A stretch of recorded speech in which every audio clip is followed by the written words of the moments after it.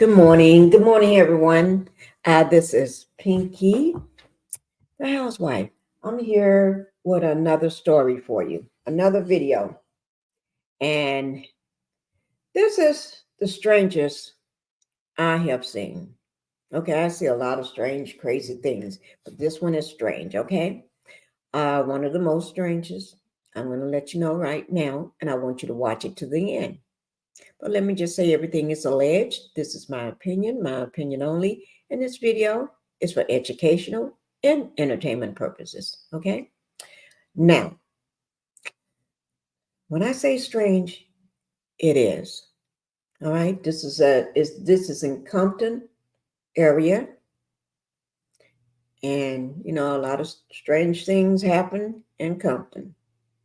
You have to make it make sense. Okay. So I already watched it, but I'm going to watch it again with you all. Yes, I am, while I drink my coffee. It's very early here. I just woke up maybe 30 minutes ago. But I'm going to go ahead and roll it out for you. But before I do that, you know what we got to do? We got to do what we always do. All right? You need to hit that like button. Hit that like button so you too can keep me in the algorithm. Okay? And the like button also to help grow the channel. All right? But I need you to subscribe to the channel. Okay? I think we're on both channels, Pinky the Housewife and Pink Global. Pink Global is it needs 9 more subscribers to hit 400. Okay, so I need at least 10 people to go ahead and hit the subscribe button so we can get to 400. Pink Global, I'm trying to get to 4,000. Not 4,000, 5,000. I need to go ahead and get that to 5,000. So we're very close to 5,000 subscribers. Okay. I just need a few of you all to go ahead and hit that like button and Pinky the Housewife and Pink Global. That this one needs to be monetized too. So I need y'all to do your job. I'm going to do my job by bringing you great content. Okay. And you do your job by hitting that like button and subscribe. All right. That's what I need to do. And that's what you need to do. Okay, we all got a job to do. Now, I'm going to go ahead and tell you thank you so we can get on with the matter at hand. Okay. And let me just put up graphic content because toward the end, it's going to be some graphic content and also some of the language. I don't know about the language, but yeah.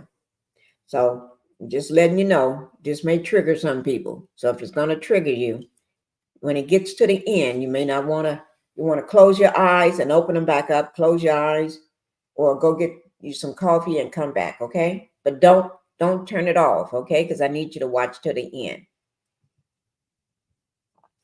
Okay, we're going to be the most strangest. This is a police chase. The driver led the police in Compton area, and then a standoff. The standoff is the craziest thing I ever seen. The craziest thing. So you're going to watch to the end. See that little over to your left where it say watch till the end? That's what I need you to do. It's a long video, but it's entertaining, but it's true. So you got to take it with a grain of salt. Okay. If you like standoffs, here's the standoff for you. Okay. So we're going to go ahead and get to the matter at hand. Let me go ahead and get to it for you. This is with ABC 7 News, Sky Map 7. Because they got to catch stuff from the sky looking down. You can't just get these views. You got to have somebody flying around on a helicopter to be able to get this information to you. And you just don't get it. You got to have somebody up there. All right. Now, I'm going to go ahead and get it started, guys. But before I start, like I said, go ahead and hit that like button before you start watching. The quicker you hit that like button, the quicker I can get this started. And hit that subscribe button too The quicker you can do those two things, the like button and the subscribe, I can get started. Now, don't bring me that, oh, you started at this time, you talked to, no, I don't want to hear that. Because if you do what you're supposed to do, and I'm doing what I'm supposed to do, we wouldn't have this problem. I'm real with you. I'm telling you what I need. I'm not going to be fakery. I ain't got time for the fakery. Okay? All right, here we go, guys. Let me enlarge this. Credit goes to Sky News, Sky Sky Map 7, and ABC 7. You'll be able to find their information down in my description. If you want to watch this video again and again and see what other videos, stories they got for you. All right, full credit goes to them.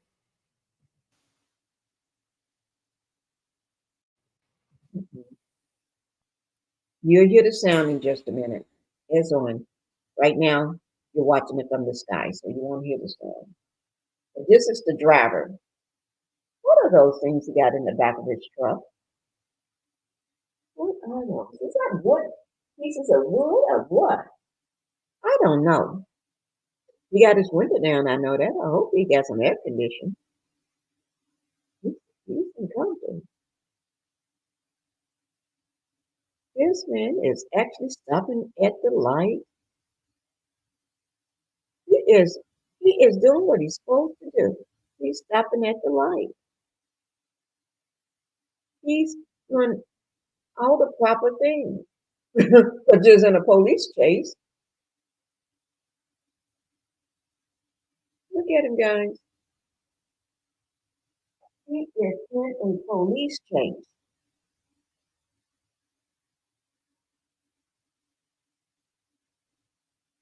He's on this police chase. Let my husband know I'm finished.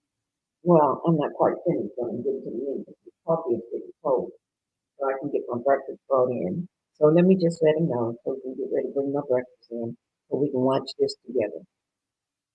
No, there's no sound because they're shooting, videotaping this from the sky. Okay, that's why they say it's Sky Map 7. They're in a helicopter. Oh, he is being mindful of the traffic laws. Ooh. Have you ever seen a police chase with somebody being mindful? You can't give him a ticket for not obeying the traffic. Again, off we go, roughly about 45 miles an hour. Again, driving on surface streets.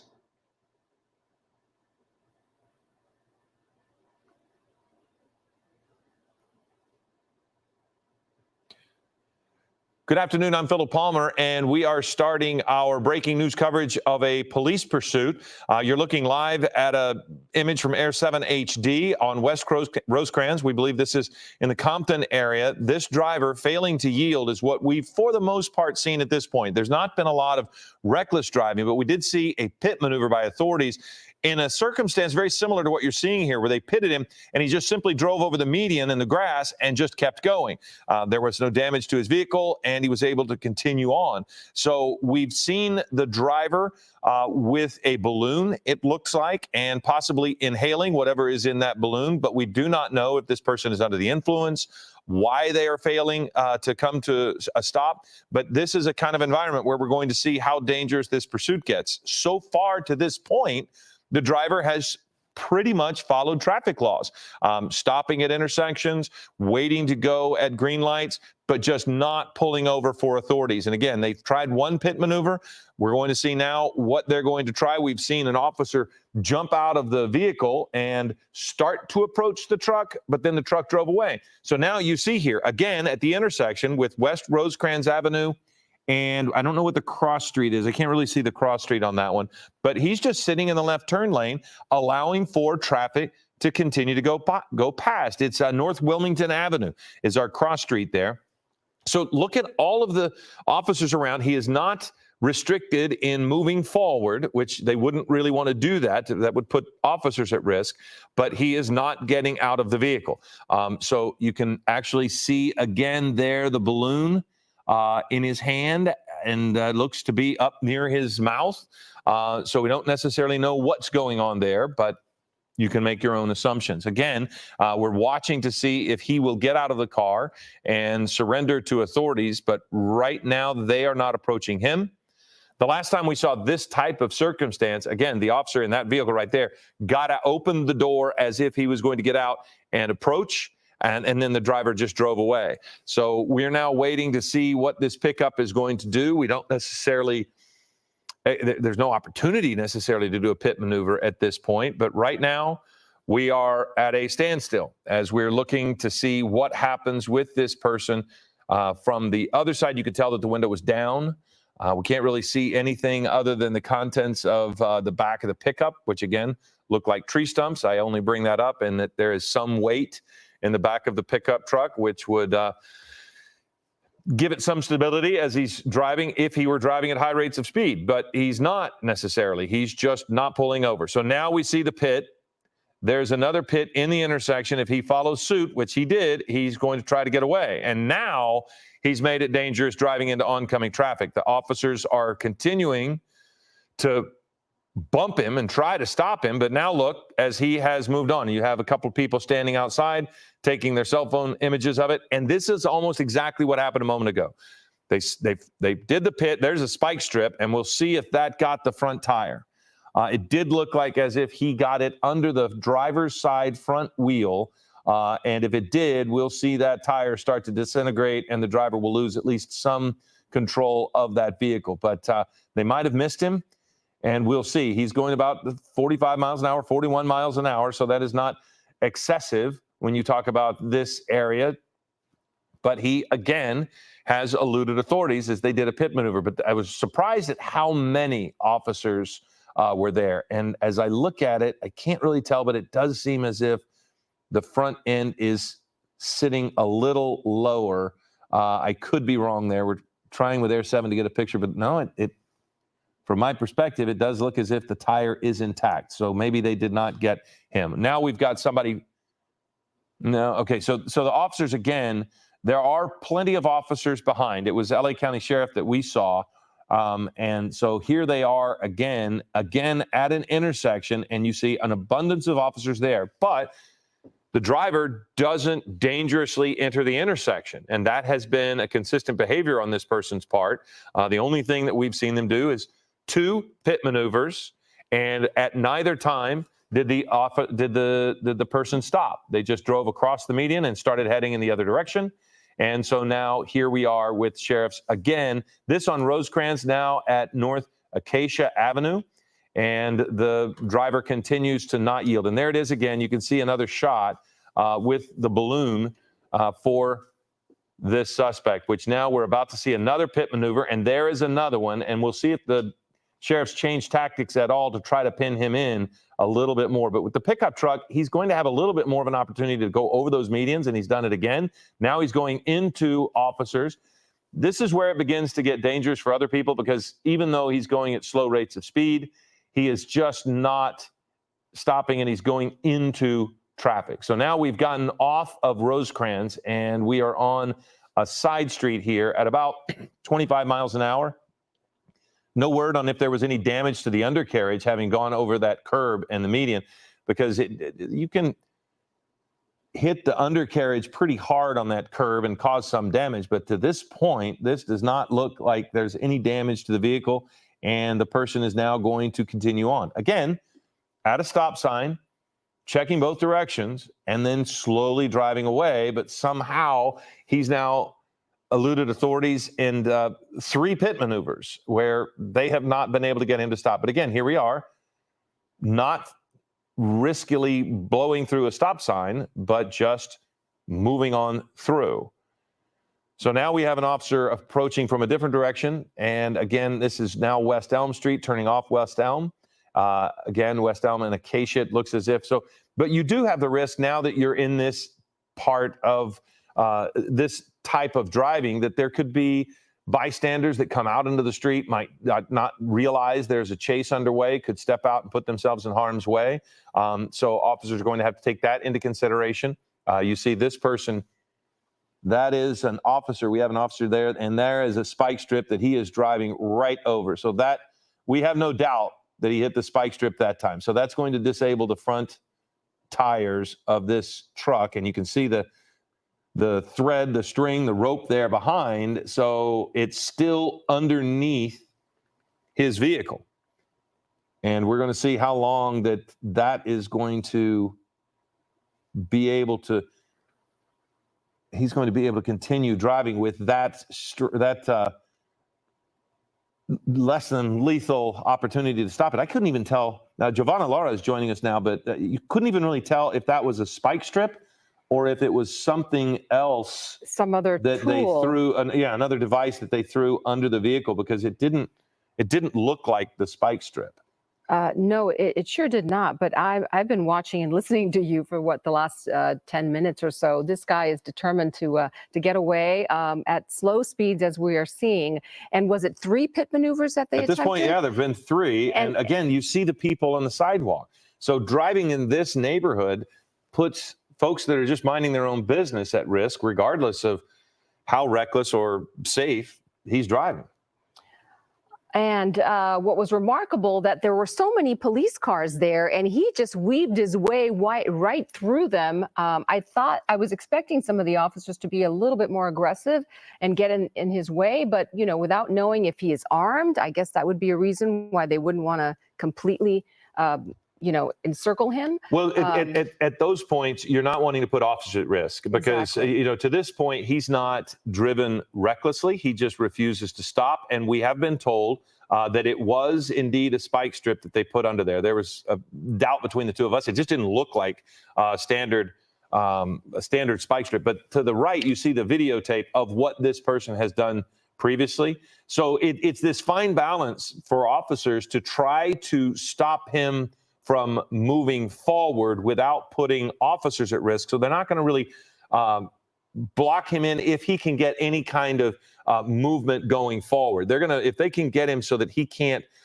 get going fast and cause them pain, then maybe they might try to box him in. But that's the spot there on the right is when I thought he might damage the undercarriage of the truck, possibly break the axle by driving over in such a manner of those curbs. But he hasn't, and he's just been able to continue to drive. Now we see on the left, they've opened their doors. So unfortunately, we can't see why he has stopped, but it could be due to damage from the spike strip. Now there he goes again. Yeah, and he's continuing. And if you're just joining us, this is happening in Compton. You see the driver of this pickup truck evading police after 3 pit maneuvers and 1 attempt at a spike strip. And this guy is still going. And as you can see, there's a balloon in his hand. We think it's a balloon, looks like a balloon. And it seems like he is inhaling something. And that would be What did they say? This man, guys, didn't I tell you this is the strangest car chase I have seen. Do you supposed to be doing that behind the wheel while driving? You don't. This man is crazy. He is out of the box. Let me put up this trigger warning. Guys, this is a trigger warning, because you don't supposed to do this. You don't supposed to be driving around doing what he's doing in the middle of a police chase. Didn't I tell you? Possibly helium. Yes. And any number of things. This was we don't understand exactly why he's trying to get away from authorities. At one point, they did go into a surveillance mode. They were just kind of watching him. Generally, he's been in light traffic, but this again is the kind of similar thing. So now there's nowhere to go. He is potentially on a bike path, it looks like, and he's now pinned in. He can't go forward. Officers are not at risk. And look at the number of officers behind him. The big risk, I would think, at this point is that this person might try to get onto the bike path. Now, guys, this is the portion that I wanted you all to see. That's why I said watch it to the end. Now, it's not going to get any better from this point. It's going to get stranger. It's going to become very strange, crazy, out of the box. not making any sense. So that's why I said make it make sense, driver. It's not going to make any sense. So that's why I need you to watch it to the end. Here we go. He can't go anywhere, and he's not going to want to go anywhere. But that don't stop him from doing what he's doing. And potentially try to drive on the bike path. That would be something that authorities don't want. And because if you're on the bike path, there's quite literally nowhere to go if you're a cyclist and you see a truck coming at you. So they certainly don't want him going forward, but that's kind of his choice at this point. Yeah. And you see the law enforcement officers behind him. They've all exited their cars. They're all holding weapons. Again, we don't know what the initial want for this pursuit was, and we don't know if they know whether he is armed and dangerous.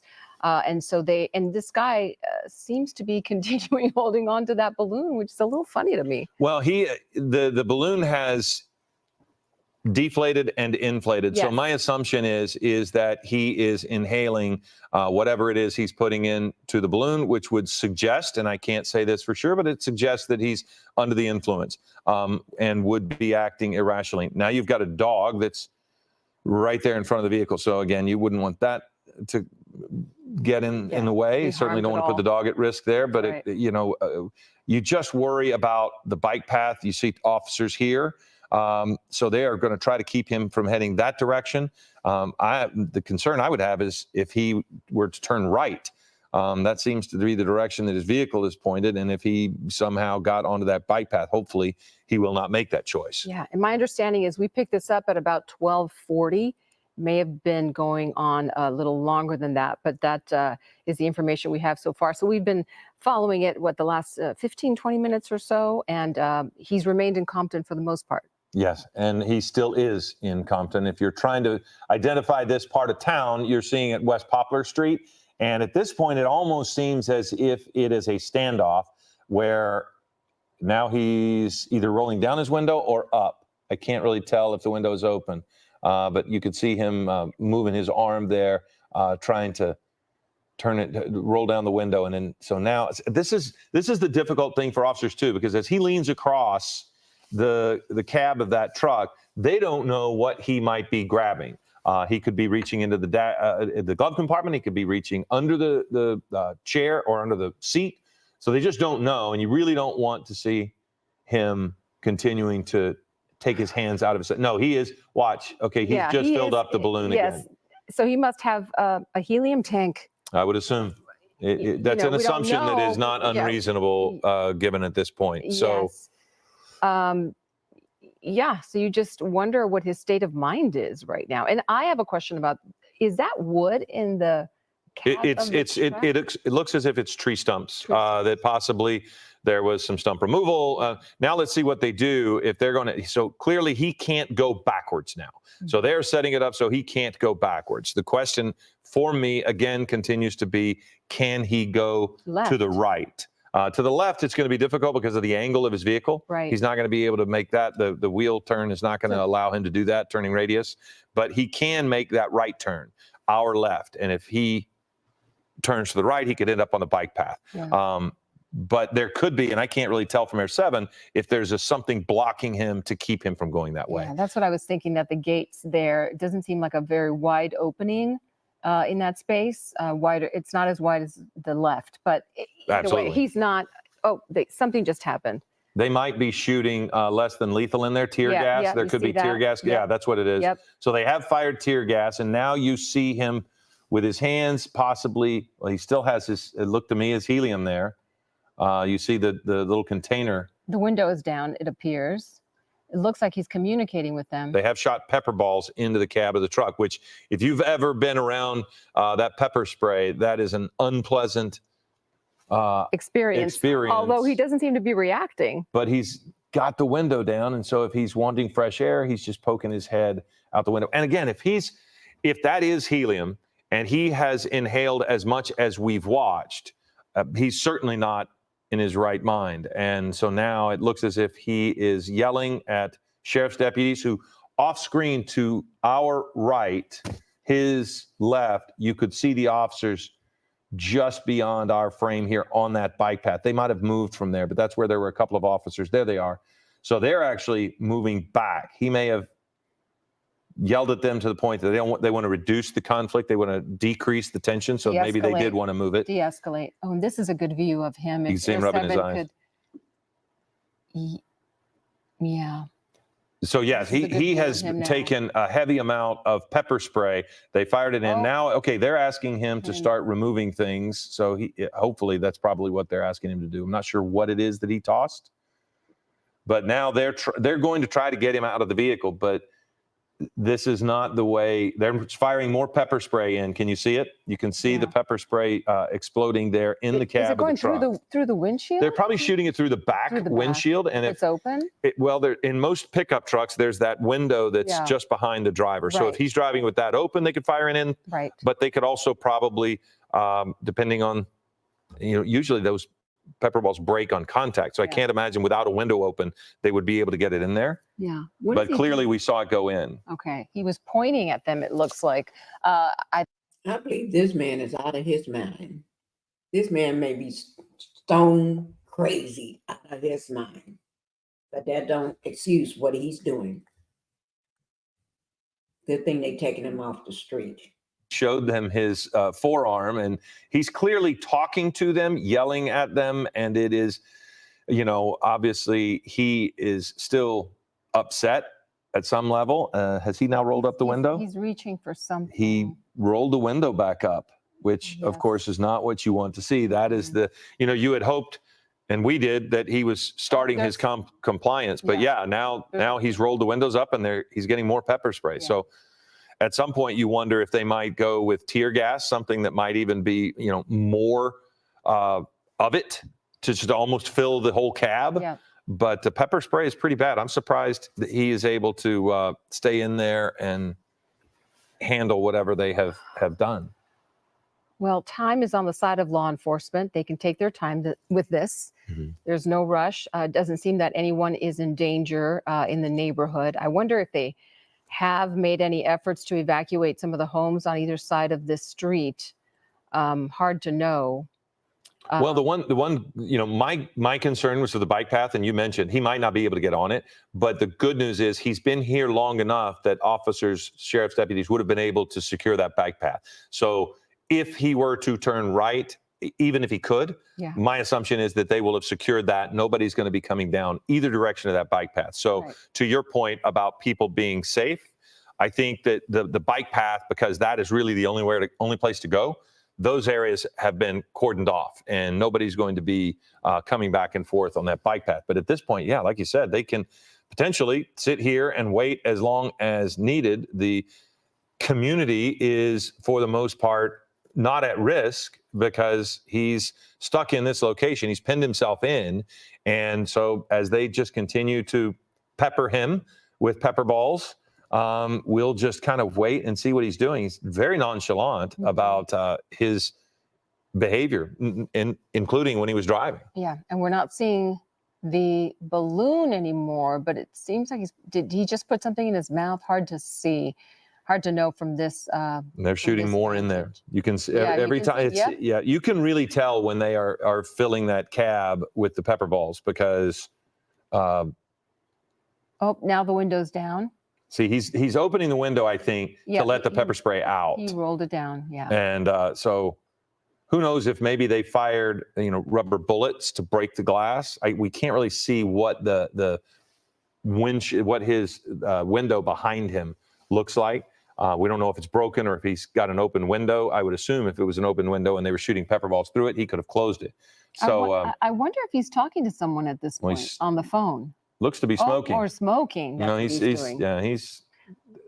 now he has got a cigarette. So again, we did watch him inhaling something from a balloon, which you can assume, I think, reasonably that it was helium because we watched him with a canister of some sort fill a balloon. We've now recued some video there on the right side of the screen about what he was doing. He was just not stopping. And for a while, they went into surveillance mode. It wasn't as if he was recklessly driving through town. In fact, we saw him stop at stop signs. We saw him stop at stoplights. And 3 different times he tried a pit maneuver, and he was able to just continue on. And these we've seen now 2, and then you see this one. Each time he had almost come to a stop and then just drove away and would not stop, much like this. Right here. This is the one that I was looking at earlier. I was so surprised that he just made his way through those patrol vehicles and that last patrol vehicle getting out of his way. They must know something that that we don't know about. He may be armed. We don't know. Again, there's a lot we don't know about this suspect. Well, now he seems to be communicating again with the officers, which to this point, officers continue to use less than lethal force. They have used pepper balls, fired them into the cab, which has not seemed to bother him too much. He's either smoking or vaping at this point. We don't know really what that is. And going back to the beginning of this chase, we don't know what he was wanted for. So all we've really seen is clearly failure to yield. And if you want to add in, he drove his vehicle right at officers. So that could be an additional charge of potentially harming an officer. But, mostly it's not been the chase that put people at risk. It was just this to the right, what you see, where there was one time when he drove into traffic. Right. Well, this right here that you're seeing on the right of your screen, that is clearly dangerous. And he's, obviously not wanting to let those officers take custody of him. So he's evading for some reason. We just don't know what it is. And on the left, you see the live pictures. This is again happening in Compton on West Poplar Street and North Wilmington Avenue at what appears to be a dead end. And it looks like the river is right below the picture that we're looking at. And there's a bike path there. And you see the officers congregating, just a couple of them with their weapons aimed at the suspect and the vehicle. Again, we don't know what led up to all of this. I have a friend who clearly knows more than I that was saying that recreational users usually use 1/4-ounce containers of nitrous oxide, whippets, which they use to fill the balloons, or they sometimes use whipped cream dispensers. The gas is inhaled from the balloon or the dispenser. So that's very possibly what's been happening here. So thank you for sending that to us. But you're looking now at much without, they say now they've got to just toss the tear gas right in. Yeah, they sure did. And we're also getting more nitrous oxide is usually what people huff when they're using the balloons. That comes from one of our executive producers. That could be one of the reasons they were stopping him. Maybe someone saw him with the balloon and they thought that was enough of a reason to try to get him to stop. Or if he was under the influence already and driving erratically. There's so many reasons why at this point it's just he's clearly now seeing some of the consequences of the pepper spray, because you can see and it can make you physically ill as well. I mean, I would not be surprised if he throws up. Yeah, he's using his T-shirt to sort of wipe his eyes. At least that's what it looked like to me a moment ago. He does seem to be, well, he's still smoking, but yeah, he seems in a little bit of distress. Well, but he's still smoking. And the officers clearly, it does seem as if they don't think he's armed, in the fact that they approached the vehicle so closely that they were willing to throw a canister right into the cab. And at some point, that's going to win out. I can't imagine anyone. See, okay, now he's wiping it as much as he can from his face, which doesn't really help that much. Yeah. Doesn't it make it worse? It kind of makes it worse. I mean, you almost need to just have it washed off. But he just is not affected, not completely, about what's going on. I mean, casually he watches his face. No, he's not motivated to get out. And so we're able to put the spotlight, which zooms us in a little bit, but he is in some distress. This is not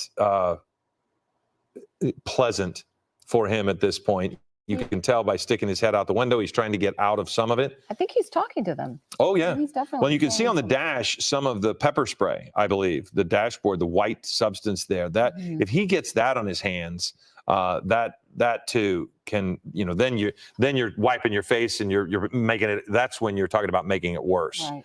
And if he's using his shirt to wipe, if he's got any of that on his shirt, and so now he wipes his face with his shirt, he's just going to be making it worse. And at some point, I would think the pepper spray is going to override whatever he has been inhaling.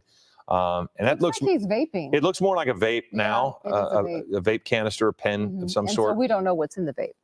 No. Yeah. It could be any number of things, but clearly, and thanks to the folks that have helped us out with what he was possibly inhaling was possibly nitrous oxide. Again, we don't want to make any assumptions as to what's going on, although we saw him with the balloon, saw him refill it. And here we go again. It does look as if they have another one in their hand, which they will let go. See if he tries to throw it out or if he just allows it to come in there. Now, okay. Wow, see, and that's interesting. So they throw it in there and he can't get it out because now he's reacting. See, he tries to get it out and they fire those pepper balls in there to keep him away from it so that they get the benefit of the gas going into the vehicle. Now he's trying to get some clean air. Or maybe he's ready to surrender. He does have his hands up, but that is not how they want him to surrender. He's going to have to follow their commands before they are going to change anything that they're doing. He's going to have to open it up and back up to them. They're not going to let him say, stop shooting. Right. And now we can say that he was wanted for reckless driving. That has been confirmed. So that is why they were trying to stop him initially. And if he was also under the influence, you can see why, because, here we go again. So let's see what they're going to do is because they do have less than lethal, you can see in their hands. Okay, he's not ready to come out because he just put the window up and then back down. As they approached, he put the window back up. And when they backed off, he lowered it again. What is he trying to do? It seems like he's trying to say, I give up. Well, but I don't know. But if he's under the influence. Is this a give up moment? Do you think this man is really trying to give up? He got his hands hanging out the car with his hands up, got his arm up on the roof. Don't look like he got a weapon or anything. I guess because he allegedly, in my opinion, the man may be high as a kite. But I don't know. But he's been doing a lot of strange things in that truck, smoking something, doing something. I don't know. But is this a give up moment? Or is he just pretending? And I don't know. We're getting ready to see. Okay? Just hold on. Let's see what's going on. Didn't I tell you this was strange? He may be saying all of the things, but he's clearly not physically doing what they're asking him to do. I think they're asking him to open the door. And that, it does look as if he's got his hand on the door. So we'll see if he does that. But he is in a no-win situation. But he's going to continue to suffer from this pepper spray and this tear gas until he comes out of that vehicle, because you can see it. It is all over the inside of that cab. And there is nothing he can touch in that cab that is not covered with either pepper spray or, whatever remnants of the tear gas are in there, including the shirt that he continues to wipe his face with. And he's got something in his left hand. Oh, that's the vape. That's the vape that he's got in his left. I thought maybe he had picked up one of those tear gas elements that they threw in. But we don't know, other than the reckless driving that Giovanna mentioned, we don't necessarily know if there's anything else. If this, but we do see the tree stumps in the back of the pickup truck. And so basically it was a reckless driving suspect. And again, sheriff's deputies pulled back into a surveillance mode for a moment. And then they resumed the chase. And now here we are at this West Poplar Street access to a bike path there in Compton. And so now, until they can find a way to get him out of there, it's just going to be this. Yep. Waiting. They're trying to persuade him. And he is not going to go easily, apparently.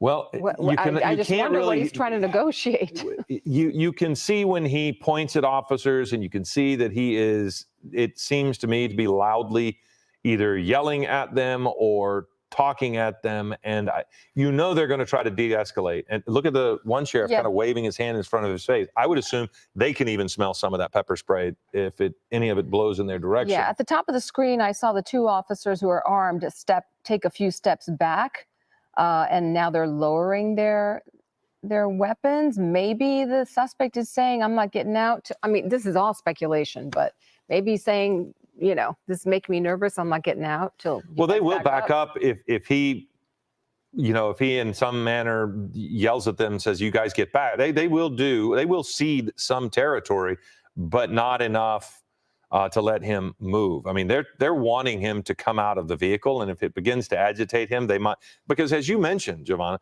time is on their side, especially when you start thinking about the community. People living near there, right next to it, are impacted. But where he is not going to impact very many people. He's not driving on streets, putting children at risk as they leave for school. He's not putting pedestrians at risk. It is just this one part. And even look, right across the street, you have sheriff's deputies across the street. Should he somehow jump out and try to run across that bridge, he is pinned in. So they can stay there as long as they want and wait for him to come out. Yeah, wiping his face again. That must be very unpleasant to be in that cab. Well, we have seen, I think, 2 tear gas canisters go in and countless pepper balls go in. So that is as much any reason why he's hanging his head out of the window, is because in the cab of that truck, it must be incredibly unpleasant. Yeah, and he continues to vape. So now they are looking, and it looks like a couple of the officers have gas masks on. So they could possibly go up to him to remove him from there. And they might start with more tear gas, more pepper spray, and they'd want to make sure that they're not facing the consequences of that. But we've seen multiple. This is one thing that about less than lethal. It's not always something that stops people. I have watched people peppered many times with rubber balls or anything, and sometimes they don't stop. And if they're under the influence. So here we go again. As officers begin to approach, you see several of them with the masks on. We saw another couple of rounds here. They might even use pellets to pop him in the arm. What is this officer? It looks like he is firing. Well, paintballs, a version of a paintball can be very painful for someone if they're shooting him with them. So let's see what he does here as he goes. They could break the window if they chose to. Let's see what he is going to do here now. And I can't tell if he's starting to try to back up. So they're going to pull back now because, again, you don't want to put officers at risk, but he's not going to back that truck up anywhere. Look at the tires. Though. So he will start to smoke those tires out, which could cause a fire of his tires as well. This is incredibly look at this. Smoke. Unhinged behavior. Yeah, absolutely. And that will really heat up. So he should be careful himself. Yeah. But again, to say he's not in his right mind would be very possibly, I think, something. Yeah, I think that's a reasonable thing to say. Definitely under the influence of something. Yeah, and he's behaving incredibly erratically now, and it's simply he just doesn't want to get out. So you could look in the back. They removed the spike strip. The spike strip, so another officer could get behind that vehicle and add just a little bit more in the event that was necessary. But that's the thing about a pickup truck as well. So there's no weight right now other than those tree stumps in the back of that vehicle. So you're not getting the traction in the back of that pickup that you might get in a car or a heavier vehicle that's got some weight over those spinning tires. So there's not much in the way of weight given how much a pickup can hold. Maybe that's a half ton, but he's not going to move that truck or those SUVs with that truck, even if the second vehicle wasn't there. Honestly, I'm surprised he's not out of the truck and trying to make his way across that bridge, because Why? Very true, but if he gets out, I mean, we and don't he's want not, that. if Obviously, he we gets don't out wanna and he's see not that. armed, he's going down very quickly. But he Yes. might not be able to run. Yeah. He might not be able to walk clearly, given what we've watched him do as far as inhaling. So right now he's just. This is where the officers don't want to put themselves at risk anymore, because if you go in front of the vehicle as an officer to approach that direction, you could be seriously hurt, Sure. because there's enough room for him to go forward, but he's going to go over that fence, and you just don't want to. You don't want that to happen. You don't want to put any officers at risk. So I just keep trying to see if he can turn right, and I can't tell that he can. Yeah. And again, it's 1:30. If you're just joining us, looking for regular programming, we are following breaking news in Compton. This is happening. This is the end of a police pursuit on West Poplar Street and Wilmington, again, in Compton. And you see law enforcement, we believe sheriff's vehicles there, and sheriff's deputies trying to get this suspect to surrender. We understand that they tried to stop him right around 12:30, maybe before then, for reckless driving in the Compton area, and they followed him for a while. Did you say that they pulled off the pursuit? Early on, they went into surveillance mode, but they never just walked him away. But they just shot more pepper balls into the cab of the truck. So they have continued and continued and continued to try to get him to come out of there. And what you're watching is the end of an effort, a pretty aggressive effort to get him to stop. 3 pit maneuvers and 2 spike strips that I can count. And 2 tear gas canisters, at least, multiple rounds of pepper spray that have gone into the cab of the vehicle. And he tossed something else out of the vehicle. It could have been whatever he was vaping. Couldn't really tell that. It looks that little white thing that you see there next to whatever that canister was, possibly, that he tossed. But at least at this point, he has stopped his effort to back up. You can see the skid marks there in front of the vehicle where he backed up and left a little bit of the rubber on the street. But again, he's not really a threat to anybody in the community. He is completely surrounded. But if you are wondering what's going on there in Compton, you can see that he is completely surrounded by officers, and he continues to yell at them as he hangs out the window, but he will not get out of the vehicle. If he keeps leaning over, he might fall out of his own, and if he does, I think the officers would swarm him fairly quickly. But he continues to hang out, and when I say hang out, I mean hang out of the window. Quite literally hanging out of the window. Hanging out of the window, because it's likely very uncomfortable in the cab because of the tear gas. We've spotlighted the two. Yeah. That's 2 different things that he has tossed out of the vehicle right there. That little white piece is the most recent thing. It almost looks like a pack of cigarettes. We don't believe that's what it was, because it looked like that was what he was inhaling. Then we had something else that, from our perspective, it kind of looked like a canister of some sort. And we did see him inhaling something from a balloon. So we know that it is very likely he's under the influence. And for these officers, they have to take that into account too, because he is going to continue to behave erratically. And, again, there's no reason for anyone, any bystanders or any officers or even the suspect, to get hurt in this if by simply waiting for him to become more reasonable, however that happens. That is what everybody would probably prefer.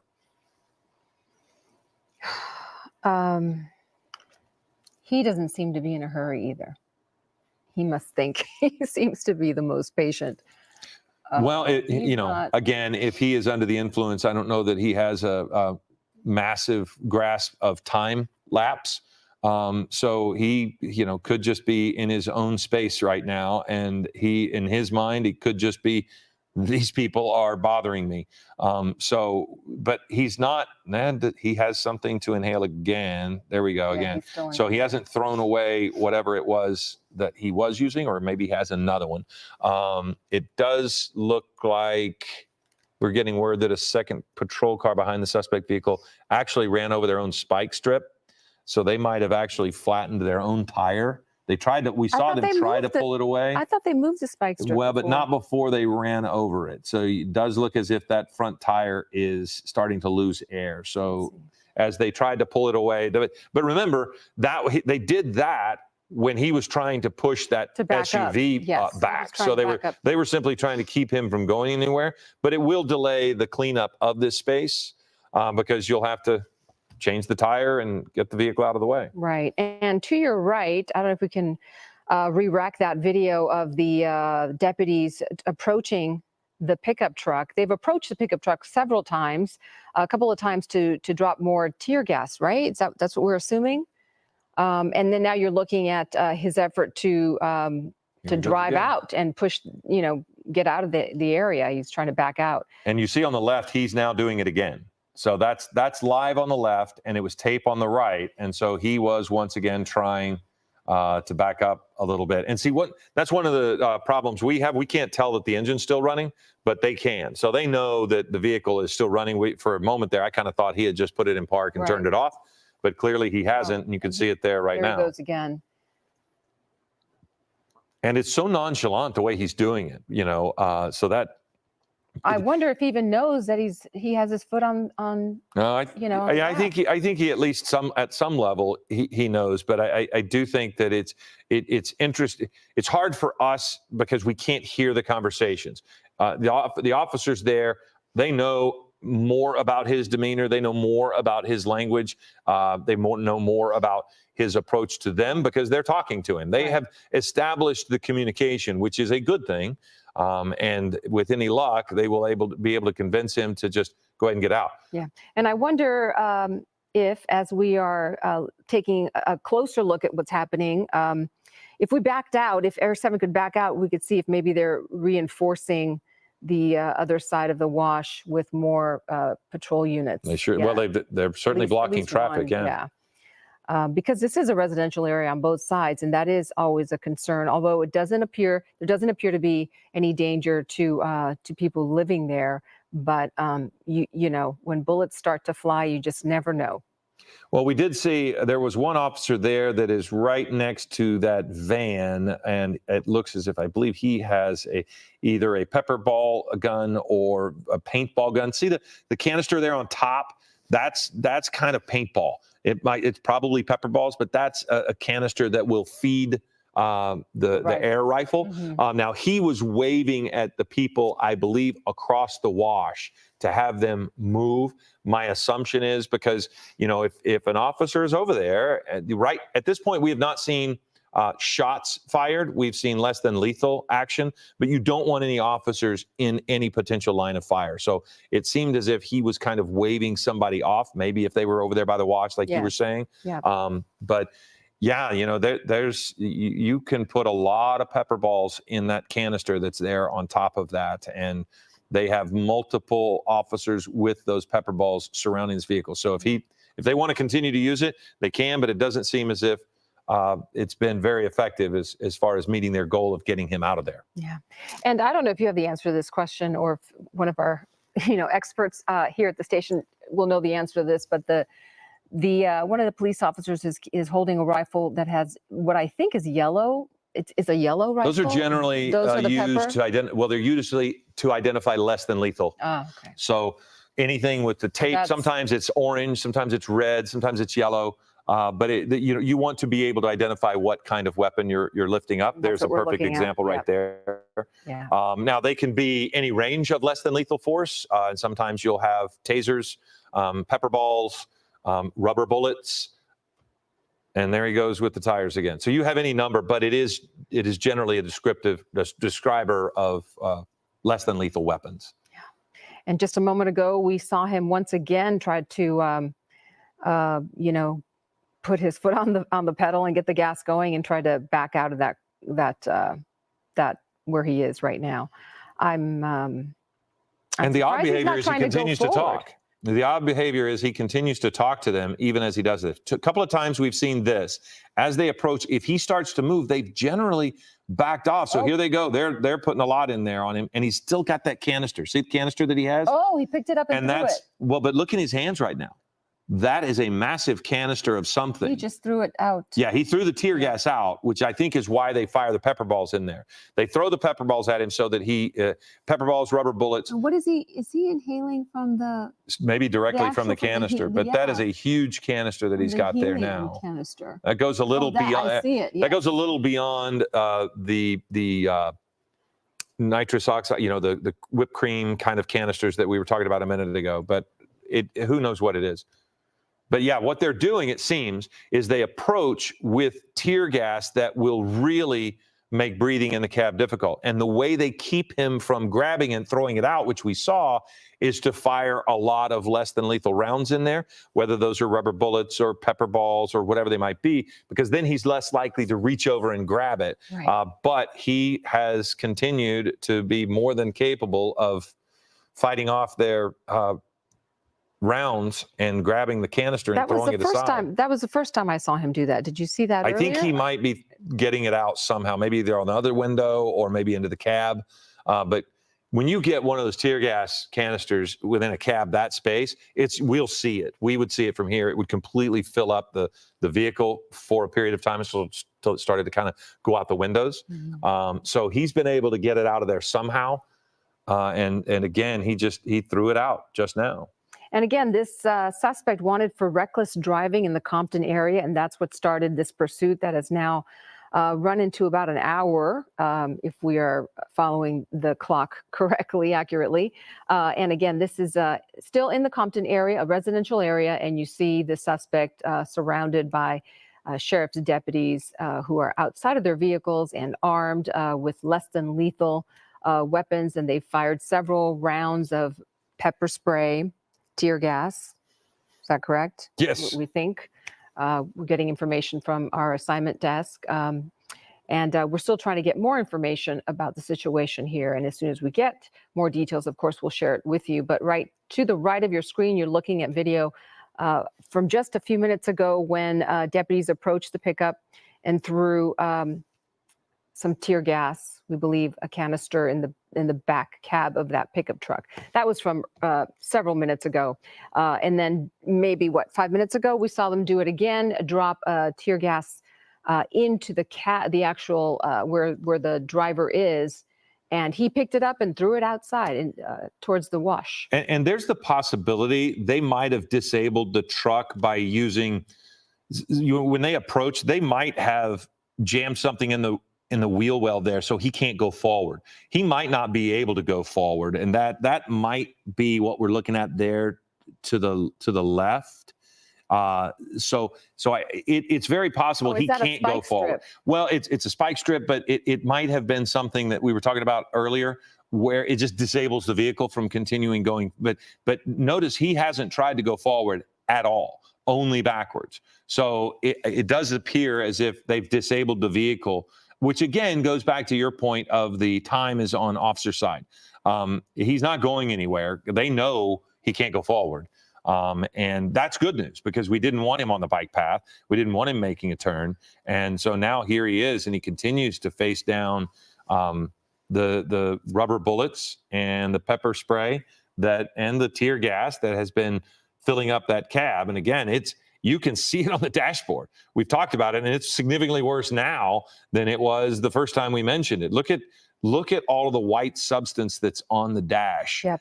And all of that is pepper spray, tear gas, anything that they can get to try to get him out of there. Yeah. And the reason we are seeing him exit through the window, or have the upper part of his body outside the window, is because it must be so difficult to be. And there come more. See, look, they have several angles to get that in there now. They can go in the passenger side window, which is likely broken, and they have just been putting rounds into that cab. But it doesn't seem like the pepper spray balls are working that much. They're making him uncomfortable, but it doesn't seem to fill up. What is he inhaling? Is that also straight from the can? Yeah, straight from the can. It does look like that. And it is. And he had the vape on his left hand before. And you wouldn't want to. Yeah, the inconsistencies of behavior for this guy just makes it, really a situation where the officers are going to want to wait. They're just going to want to wait and make sure that they can safely get him out of there. There he goes, inhaling again, which, by the way, if you think about the discomfort in the cab, he may be doing that because that is his source of trying to comfort himself in some weird way. Maybe that lessens the, if he is under the influence further, maybe if the pepper spray and all of the other less than lethal efforts don't affect him as much. Who knows? Right. And then there is the mental health factor For that sure. we haven't really discussed, but we don't know what his mental health status is right now and what his history has been. So that might be playing a role in this. I do have a programming note. If you have tuned in to watch Tamron Hall, you can watch today's program at 1:06 a.m. And that will be here on ABC7. We have been, I'm Philip Palmer along with Giovanna Lara, and we have been covering this breaking news for a little over an hour now. It was a chase for some time as officers were trying to pull this person over for reckless driving. I'm seeing a new person here with the hat and the shirt walking up. He might be a negotiator of some point.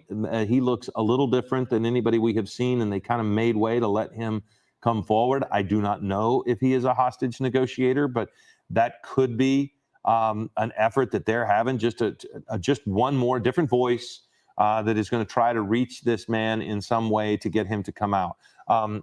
Again, the driving of this person during the pursuit was never really high speeds. He wasn't really disobeying a lot of traffic laws, but it was dangerous at several times when the pit maneuver was used and he had to drive into oncoming traffic at some time. He has gone through an intersection like this, and if you'll watch there on the right, you'll see him as he just simply drove away into the line of the officers, and then watch as he goes over that median and then back into traffic the other way. So to say it's not dangerous is not true.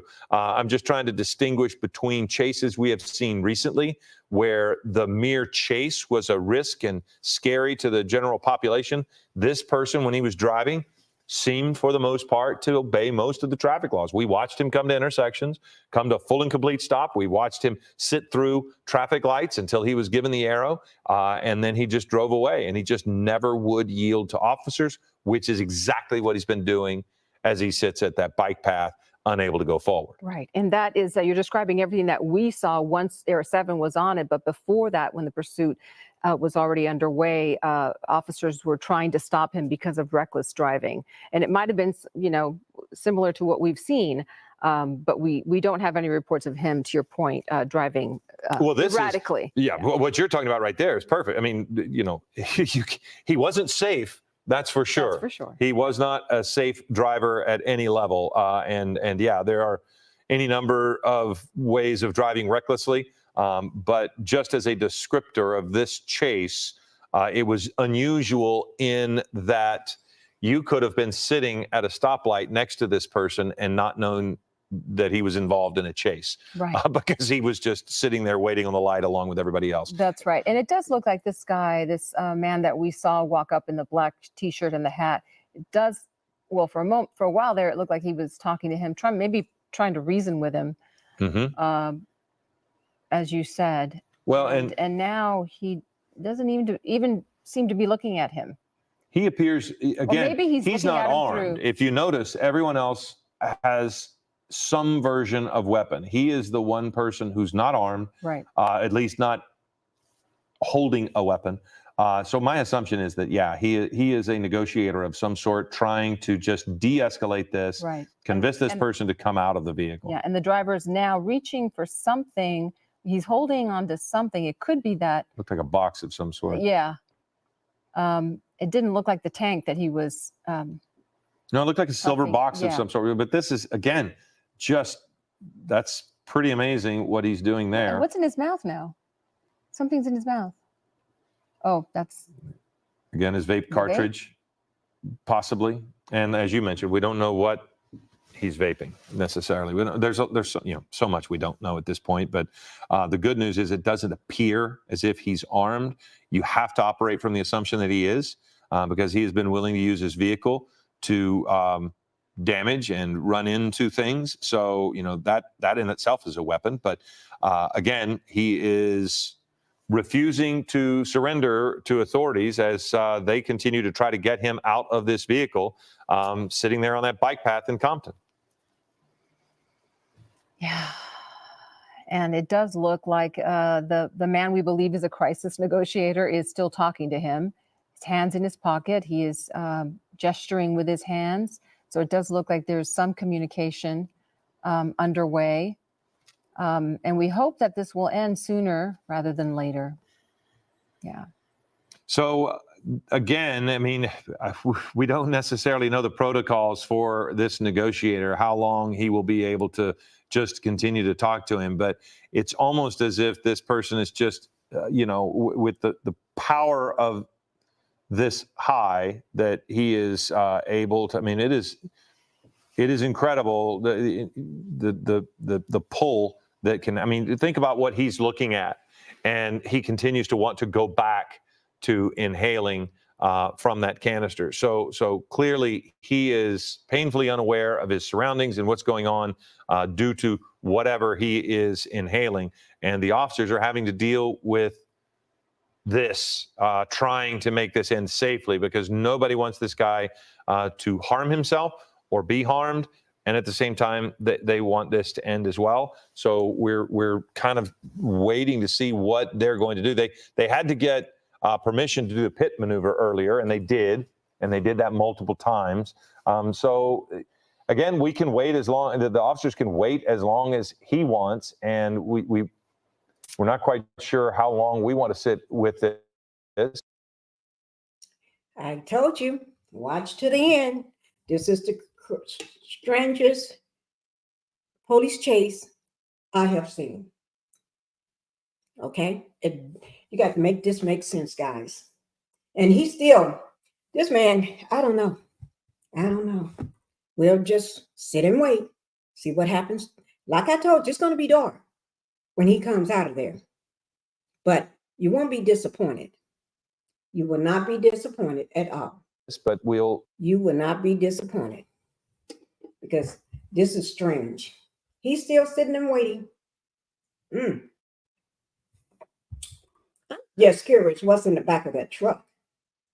That's what I'm curious about. What are those things in the back of the truck, for the ones that know? If you've seen, you know what those are, let me know. Put it in the comments. I would love to know what those are. I don't know, but I would love to know. They're all standing around. And see, that's somebody's yard. That looks like that's a dog or something sitting in the yard. That's somebody's property right there. And I guess they need to stay inside. Yeah. They got all the trash cans piled up on one side. And I guess that person, those cars that's parked there, which those people say, don't shoot, don't pow my car up, my windshields, and pow all through my car. I don't want that, because I got to drive that car to work. That car got to take me to work. You know that? That car got to take me to work. I'll just call and say, one of you officers, I'll call dispatch and say, one of you officers, can you walk up to my house? If I throw out the keys to you, can you bag up my car? I know you want to stand behind it, but can you bag it up and stand behind one of your cars? Just saying. They're probably going to say, no, I can't do that. No, sorry, we can't do that. But okay, let's hear what they're saying, guys. At least I kept it rolling for you. I don't know that he can come to his senses if he keeps inhaling, and that is unfortunately the challenge they're facing. Can he come to his senses? That's what he continues to do right there. So they may be trying to talk to their supervisors and find out what the next step is, because there's, I think that man is not going to come to his senses until he run out of whatever he's smoking on, and it start wearing off. Then he need to go get his fix. then he's going to come to his senses then, because he got to get out of the truck, or he need to back up so he can go. Thing that you asked for, it's yours if you come out. There's no reason why they will This is in a want to force him out. If they can get him to come out, you know, for whatever What if reason, you have to you go to know, work? they And this is will right, if you're one of hopefully the people- they want to end this without. If you're one of the people that's in one of these houses and you got to go to work, I guess you call your boss and say, boss, we got a standoff in front of my house. I can't come outside. I can't get in my car. Okay? And I can't go through the back door and come out. No. So you're just going to have to see it on TV and see, that's my house. That's why I can't come to work. So do not take that against me. Do not hold that against me that I couldn't come in to work. Okay? That should be an excuse absence. No penalization for me not being able to come to work. Okay? You know, clearly forcing him out with tear gas and pepper balls hasn't worked at this point. I mean, it's now 1:54, so we're fully an hour on roughly on the air with this, and most of it has been while he sits here. And again, they have approached the vehicle several times with the shield and several officers. Here he goes again, putting the car in reverse and trying to back up while he inhales. And so the officers have approached the vehicle several times, usually not when he's got it in reverse like he is now. But they have, and they've tried to toss tear gas canisters in there while they pepper sprayed to keep him away from it. But he was able to. Let me ask you a question. I'm not wise in this regard. Okay. Let me ask you, by him spinning rubber like that, can that car catch on fire? If it's hot outside, hot and scorching, burning up outside, and he's doing that, and they're shooting in tear gas or whatever they're shooting in, or can that car catch on fire? That truck, should I say, can it catch on fire? If you know the answer to that question, for all of you truck people, I'm a truck person. I drive a truck too, but I don't know nothing about can this catch on fire? That's why I'm asking. Can that cause a fire from underneath that truck? And I want to know, what are those things in the back of the pickup? Are they hay barrels, small tiny hay barrels, so for small tiny animals, or those tree trunks that's been cut, or what are they? Some kind animal feed or something? I don't know. I want to know. He's right in the middle of a residential area. And that's the bike path, walk, or man, you can't go nowhere. You can't go nowhere. And spinning those wheels like that ain't gonna get you back. You can't back up. You have the point of no return. Bruce Thomas. Breaking news with Bruce Thomas, law enforcement expert, on the phone. Let's see what on the phone is going on. They're not going anywhere. He's not going anywhere. They're willing to wait him out because it's a safe situation in retrospect.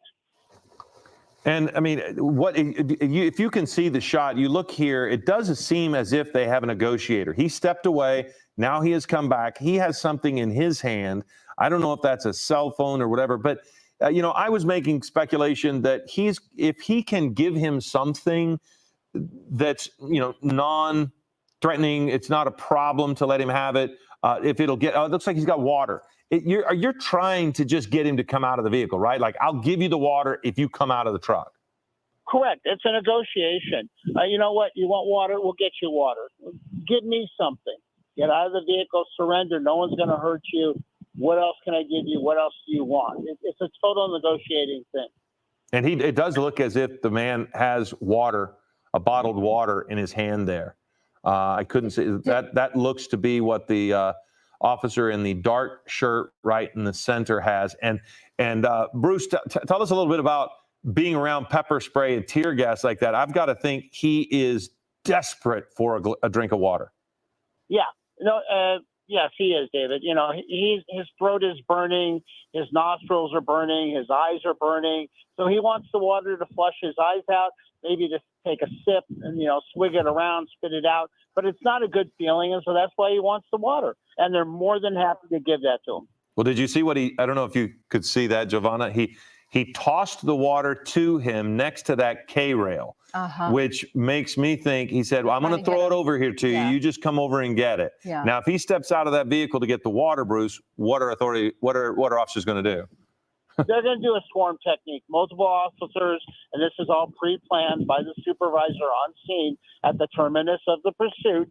Officers so, and so, you're going to go in, you're going to swarm them, minimal amount of force, handcuff him, we're done. And so what's the next step if he chooses not to get out and get the water? I mean, do you just keep talking to him, I suppose? At some point, you know, we call King's X. You have a canine that's en route or on scene. Let me ask you all a question. Do you think he's going to get out the truck to get the water? I know he's thirsty.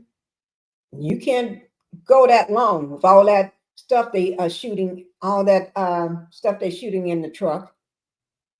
That's why he's hanging out the truck now, trying to breathe, trying to get some air. You can't wipe your eyes on your shirt because your shirt is full of it. He's going to get out and get that water. Let's see. Y'all, throw out some good cold water where he can look down at it on the ground. Roll it over there. He can say, boy, that water's cold.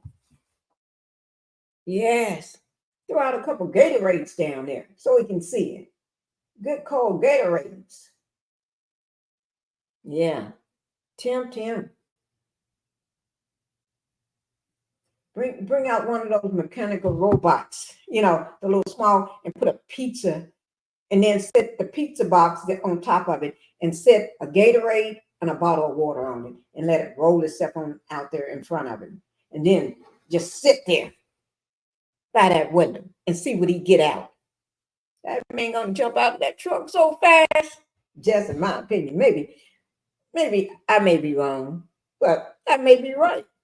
Oh, is he about to get out? Let's see. Every time, and this is a new one. Well, Bruce, we know that you have to go. Want to say thank you for joining us real quickly to get your perspective and see what we can do. That's Bruce Thomas, our law enforcement expert, joining us now as we continue to monitor this pursuit and now standoff.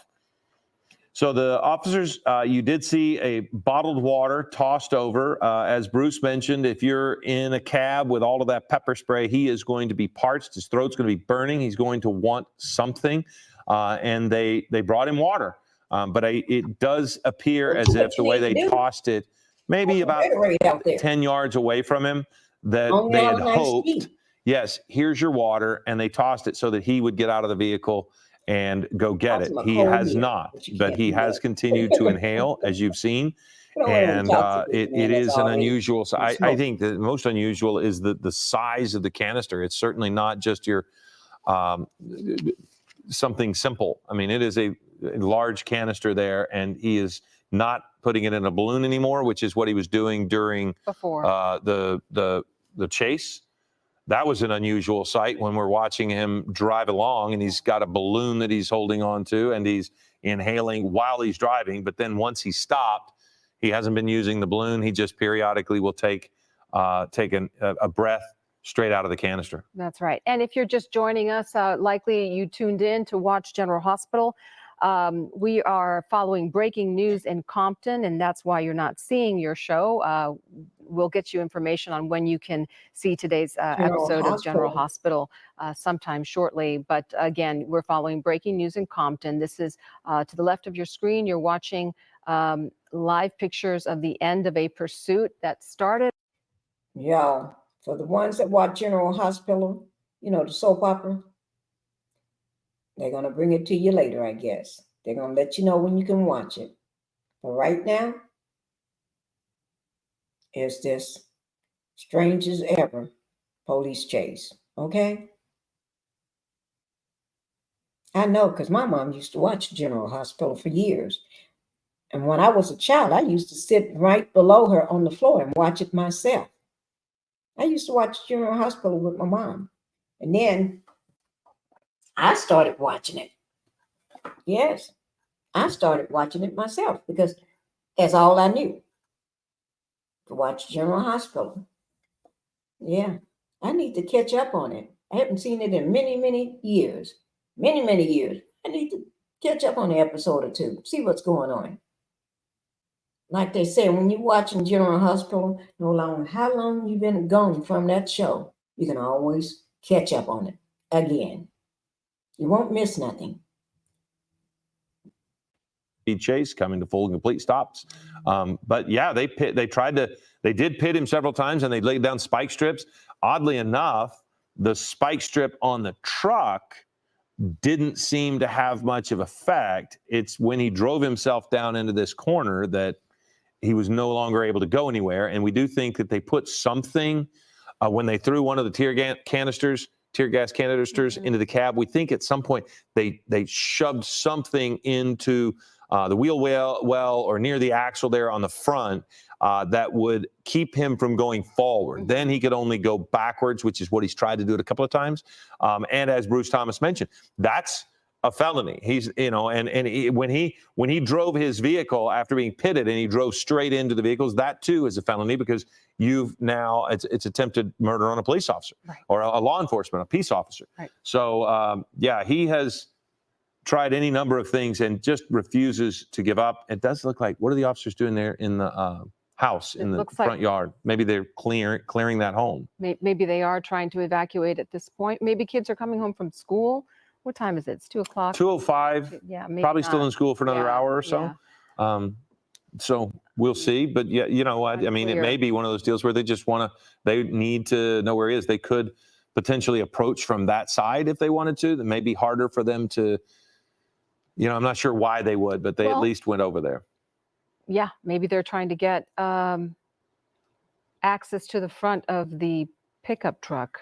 Well, they could come across the sidewalk, the bridge, if they wanted. I don't know that they want to. I'm wondering, are they going inside that residence maybe to find a way so they can come from their backyard and come around that walk and come around? That is a dog just chilling. But anyway, come around where they can be in front of that vehicle, that truck, the white truck. Not close, but close enough where they can be in front to see, get a better angle. I wonder. Is that, you never know. I'm just speculating, just trying to see, guys. It's working on putting a plan into place. We don't know. But going back to the balloon and how long he was in that vehicle,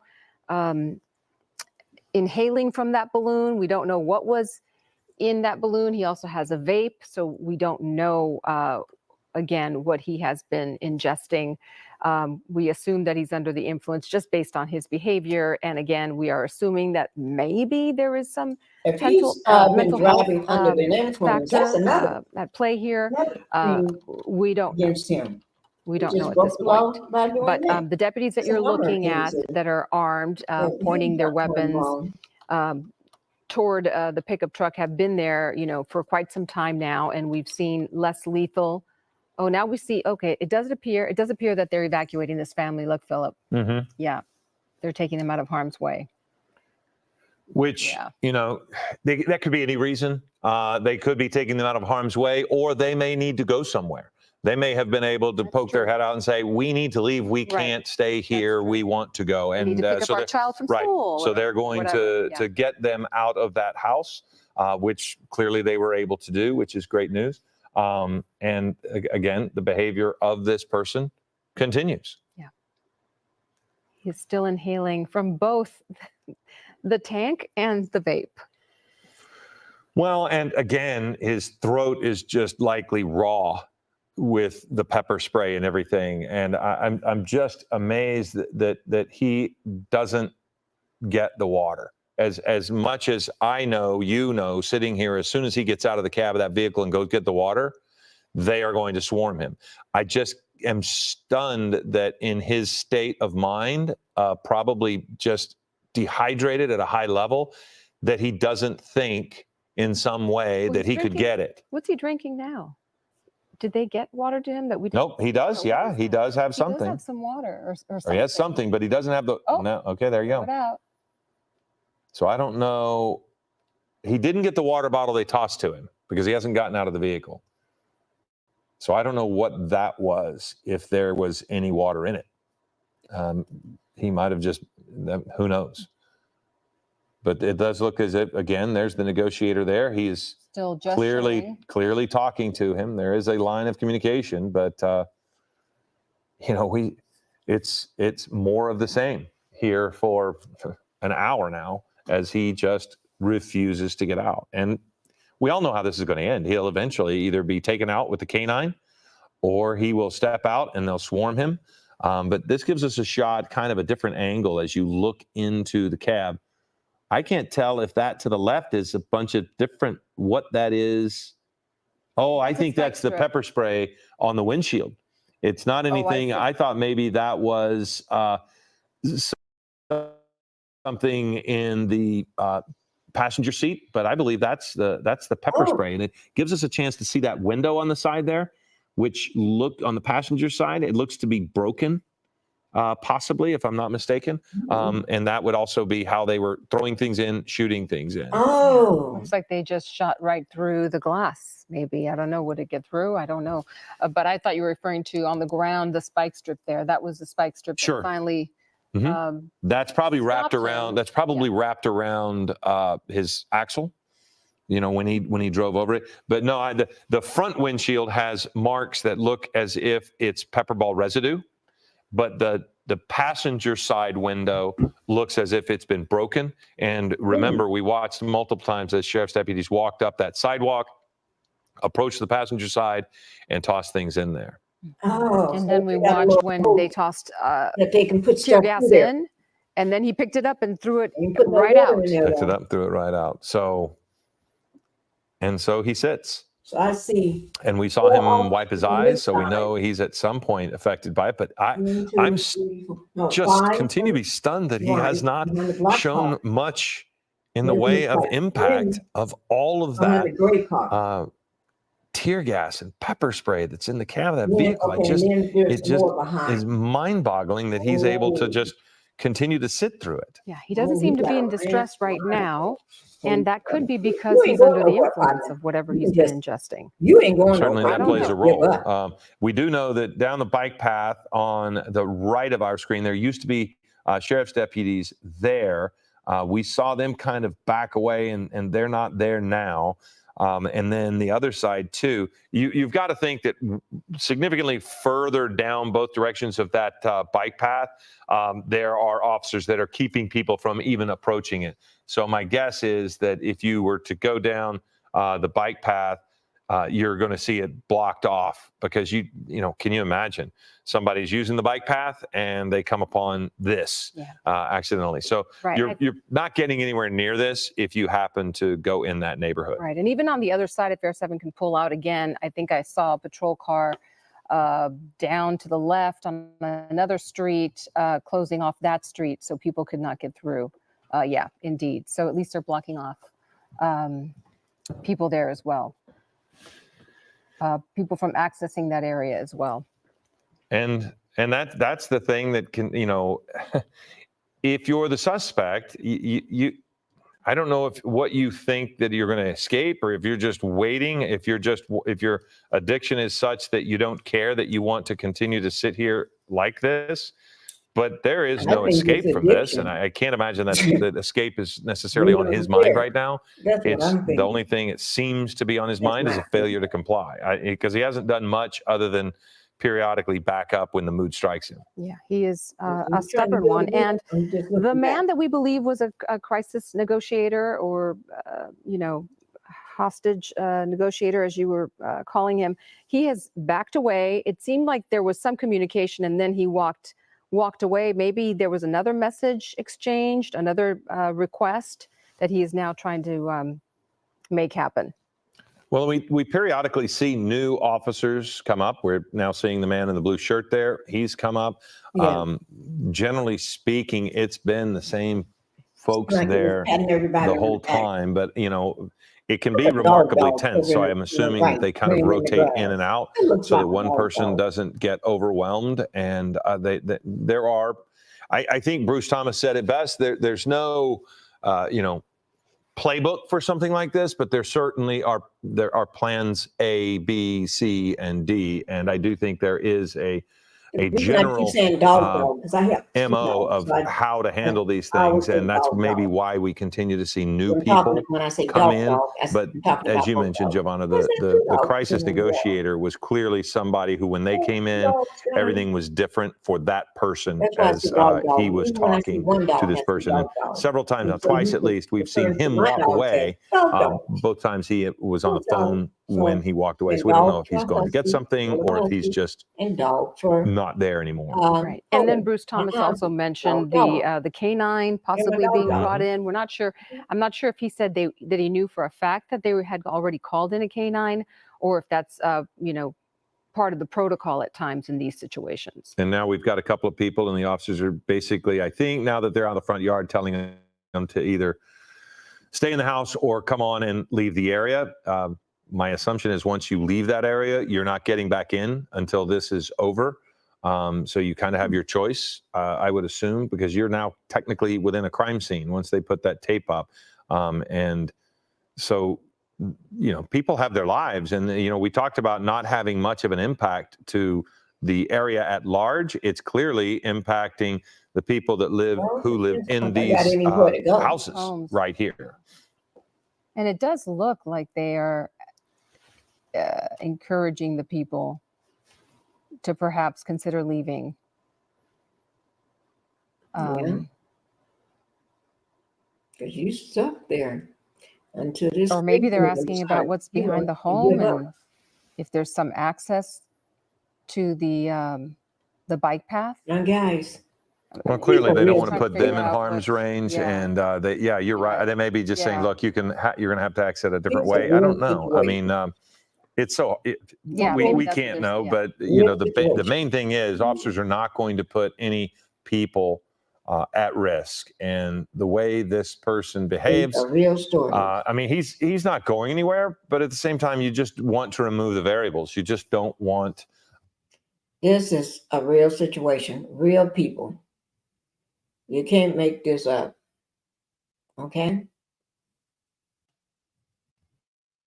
With something that appears like a weapon in his hands, and that escalates the situation, and you know, law enforcement feels that they have to open fire. We just don't know. Well, the one thing that is likely is that there were so many people that approached the passenger side to throw the tear gas in. They're going to know if they saw a weapon. So you're right. He could get out of the vehicle and do something unsafe. But they have so much more knowledge now on what he's doing, what he has, what's in that truck, because at least twice they have walked up to the passenger side with multiple officers and been able to see inside the vehicle. Yeah. So if he has a weapon, they know it. Right. If it's likely he doesn't, they also know that. There's no guarantees right now. Right. But by being able to walk up and look into the cab of the vehicle, they know a lot more about what they have to face. We're seeing a couple more people now leave the area, and the officers, every time somebody has come out, the officers have directly gone over and spoken to them and either escorted them out or, you know, taken them back into their. That's probably the process. They've probably been trying to reach these people, maybe look up telephone numbers to get, you know, because all these homes have gates. Who knows? They're probably trying to get rid of, but make contact with the homeowners here and have them leave. The other process that I'm thinking might be happening is maybe the crisis negotiator, again, speculation, has asked him for his name. Maybe they're trying to reach his family. Maybe they're trying to get someone down to the scene that can, you know, persuade him to exit the car. Very possible. You know, when you mention that, the one thing that strikes me that we haven't seen, a cell phone. We haven't seen him try to talk to anybody. We haven't seen him do anything like that. It has primarily been his inhaling of whatever substance he has in that canister, that large canister, and he's taken it straight out of the canister, and we have seen him inhale it out of a balloon. So he has been incapable so far of stopping that behavior. And it seems as if that's the driving factor for him to stay there right now, because he's not been given anything. It doesn't seem as if he's made any demands, but he has not stopped his consumption. And that seems to be a motivating factor for him every single, every few minutes. Right. He inhales. Right. And to the right of your screen, again, you're looking at his behavior earlier when he was trying to back out of his position there and trying to drive and move that deputy vehicle behind him. And we have seen him, rev his engine a few times, and we've seen the smoke several times, and he still continues. He's not doing it at the moment, but not that long ago he was trying. And the danger there is that he could spark some flames. Oh, well, if you do enough with the tires, you could set the tire on fire. And that would be something that another problem. That would be another problem altogether. So, but yeah, he continues to inhale. He continues to go back to the canister, and officers continue to keep weapons drawn on him. Most of them are the less than lethal variety, but certainly they have the option there if it goes to that level. There are any number of weapons pointed on this person. You see, the neighborhood is overwhelmed with law enforcement. Now, there we go. We haven't seen that lately. An a sheriff's deputy has driven a vehicle onto the bike path. Not sure. It doesn't look as if they can get past that obstruction there on the bike path. Don't know if there's something in the other direction doing the same. But that vehicle right there, yeah. So there's nowhere to go in either direction on the bike path. And the thing is, nobody can get on the bike path. That, I think, is probably what we're looking at this particular point, is that officers don't want an innocent person to hop on a bike path as they would every afternoon, maybe at 2:20 in the afternoon, and start riding on that bike path. They don't want them just coming up on this guy who could potentially hurt them. Yeah. So again, we have been following this since what, 1:40? Well, we started, we started just before 1 o'clock. Yep. It was right about 12:54, right about that time. Started as a reckless driving pursuit in Compton, in the Compton area, and we're still in the Compton area. The driver of that pickup truck you see there leading sheriff's deputies through several city streets, refusing to stop. They conducted 3 pit maneuvers, and the driver was still able to get away. And they laid down 2 spike strips as well. But to your point, the point you were making earlier, he hasn't been driving at high speeds. He has been driving dangerously because he drove in the opposite direction of traffic. As you see him there crossing to the other side of the street, that's clearly dangerous, but no super high speeds. And the most serious offense, that we've seen, and it is serious indeed, is, attempted murder of a peace officer. That right there, you're looking at the video there, is, any number of incidents where he did that. You can't drive the vehicles directly at the officers. When he put it in reverse and backed into the officers, that too, Bruce Thomas said, qualifies as a potential felony, whereas before it was reckless driving. And that, misdemeanor, this is not. And more than anything, my assumption is that he is immediately going to need assistance for the substance abuse. So, that's they know he's not of right mind, and they're just wanting to get him some help and end this without any further confrontation. And now we see to the left of your screen. Oh, this is where he crossed the spike strip is right there. He stopped, and then Yeah. Our didn't really stop him. negotiator is back, and Yeah, it looks that's as what I if was he's gonna got say. something written down or a piece of paper or something in his hands. Not sure what it is, but yeah, you mentioned it continues to be the same behavior. He leaves, and then comes back with something. One time it was a bottle of water, and this time we're not quite sure what he's brought back, but clearly they're trying everything to just convince this person to get out of the vehicle. And from this perspective, we can't tell. Yeah, we can't tell what it doesn't appear that he's talking to him at this point. Well, the one thing that we have on our side is that our negotiator seems to be a very nonverbal talker. In other words, he whenever he's talking, we can see him use his hands, Yeah. and so we know that he's talking to him. See, and so he's pointing to things. He said, well, I think he probably said, "There's a bottle of water right there," because that's where he had thrown the bottle of water. And I think that if you listen to Bruce Thomas, that's what this is about right now. This guy is wanting water. And I think the crisis negotiator is telling him, there's water right there. So hard to see, but yeah, you could tell that he's talking to him based on his hand movements. But he's wearing that hat, so we can't really see his face. He's doing his job, which is to engage and try to make this guy comfortable enough to talk to him and maybe share some details of himself and why he's doing this, and maybe, as you mentioned, give him whatever they can to provide him some comfort enough so that it'll persuade him to come out of the vehicle, step out of the vehicle. I wonder, because, and correct me if I'm wrong, I've not seen him inhale nearly as recently as we were seeing before. There is the possibility at some point he runs out of whatever he has been using, and at some point he's going to start getting a state of mind that's more effective for them to communicate with him.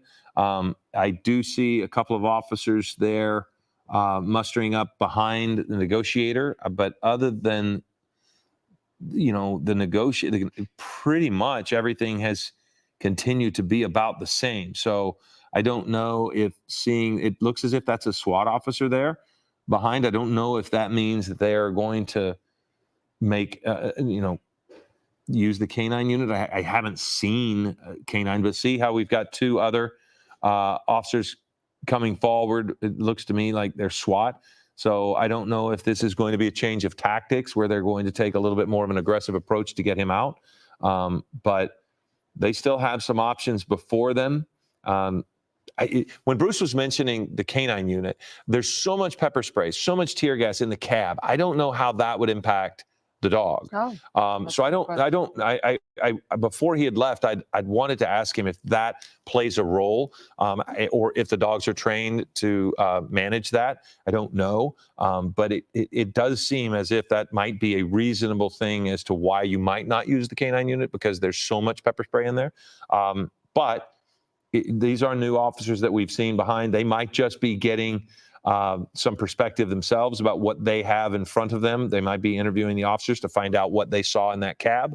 But it does seem as if that's a new piece of the puzzle. Right. Also new, we have a crew on the ground there, and that is what you're looking at. To the right of your screen, that's a live picture from one of our cameras. We believe that's, behind those deputy vehicles, where all of the officers are, armed and pointing their guns, their weapons towards the pickup truck. And you can see the gate that we're looking at and the bridge. So yeah, that looks to be his pickup truck in the front. Yeah, that crew on the ground is directly behind what you're looking at there. They are just up the street. We saw the yellow tape a moment ago, so Air 7 HD is able to get you a shot inside the crime scene. And our ground crew is just outside that crime scene tape. So, if we get a chance, they might be able to talk to some of those residents who are leaving. But we are going to be able to continue to let you know how this all resolves itself. because it will. At some point, it is going to. And again, we mentioned General Hospital is going to air later. As we continue to follow this, Tamron Hall is going to be on at 1:06 a.m. So you're not going to miss your shows. But for this community in Compton, they are going to want to know how this is going to resolve itself and when it's going to resolve itself as we approach time for a lot of kids to be getting out of school and starting to go home. And there is a heavy law enforcement presence in this neighborhood. You can see all of the sheriff's cars, and that's just in this shot. They are across the wash. They are down the bike path. They are blocking streets up above that you can see there. So they are surrounding this area. So many people in this area are going to want to know what's happening. And this has been going on now for in excess. It's almost 2 hours now since this person was initially tried to be pulled over for reckless driving. Yeah, they're taking every precaution to keep the community safe. And we're seeing some activity here on the other side of the wash, some people gathering here. I wonder, we're not sure if that's related, but well, they don't want them approaching that bridge. Yep. You saw them getting the crime scene tape out, so they're probably pulling the crime scene tape again. Again, you're just trying to keep people from getting in that line of fire and at risk. See the officer pull they're not wanting them to walk next to the wash on that side because that puts them right next to the bridge. And if you think about it, they want to go across that bridge. That bridge is there because it's probably a heavily trafficked area to get back and forth across the wash, and they can't. And you can understand why sheriff's deputies don't want them to, because there are guns pointed right at the mouth of the bridge. And so you can't put people at risk due to this person's behavior. Right. And another thought that is that he may be a Compton resident. The pursuit, he stayed in Compton. He wasn't on any freeways. He seemed to be comfortable, with the streets, the lay of the land there. So he might be a resident, and we don't know if anybody who might know him or, watching this might be coming to the scene. And so it's maybe someone that knows him is trying to intervene. There seemed to be some conversations in that where we saw that the last grouping of people. We don't know. It's all speculation. But these are some of the things that we've seen in the past. I'm not sure why the officer is pulling back on that SUV, the second one there. That was the one that seemed to drive over the spike strip when they were pulling up to bump into the back of the first SUV there. So maybe he did. It's flat. A flat tire. Yeah, so they have flattened the tire there. And I don't necessarily know what is needed to move. He's probably get the car out of there so they can get that one fixed and get another one in its place. That's not flat tire. Had tried to push that SUV out of the way, and just as a precaution, they backed a second police car, sheriff's vehicle, up against the rear bumper. But when they did that, they actually ran over the spike strip that had been laying down to prevent the suspect from getting away, and they flattened their own tire because they couldn't pull it out of the way. We do want to mention, just again, we mentioned the housekeeping note just a moment ago, but because of this pursuit standoff coverage, Tamron Hall is at 1:06. General Hospital will re-air at 2:06 a.m. Clearly, you're not probably staying up that late if you're up at this hour, but you could set your DVR, but you will not miss the episodes. 1:06 for Tamron Hall, 2:06 for General Hospital. They will be aired in their entirety, because we've been staying with this so that we can make sure that this community of Compton knows what's going on at this particular standoff. Right. And again, the video that you are watching to the right of your screen that's live. It's not video. It's live. It's from our camera on the scene there, and you see the sheriff's deputies congregating there. They're just on the left side of your screen. You can see where they are standing. That's the wider picture, and to the right is from the ground crew. So you can see that they're just trying to figure this out and trying to persuade this suspect to turn himself in. We know that we believe there is a crisis negotiator there. In the live picture on the left, you can see that he is again gesturing his hands, I just thought about trying. this guy is going to want to go to the bathroom. He's thirsty. But before he's got thirsty, sooner or later, he's going to need to go to the bathroom. So either he's going to use it on himself or just sit in it. And sooner or later, I know when I am dehydrated or really thirsty, oh, he's sitting in a hot car too, probably sweating. Sooner or later, he's going to have to give up.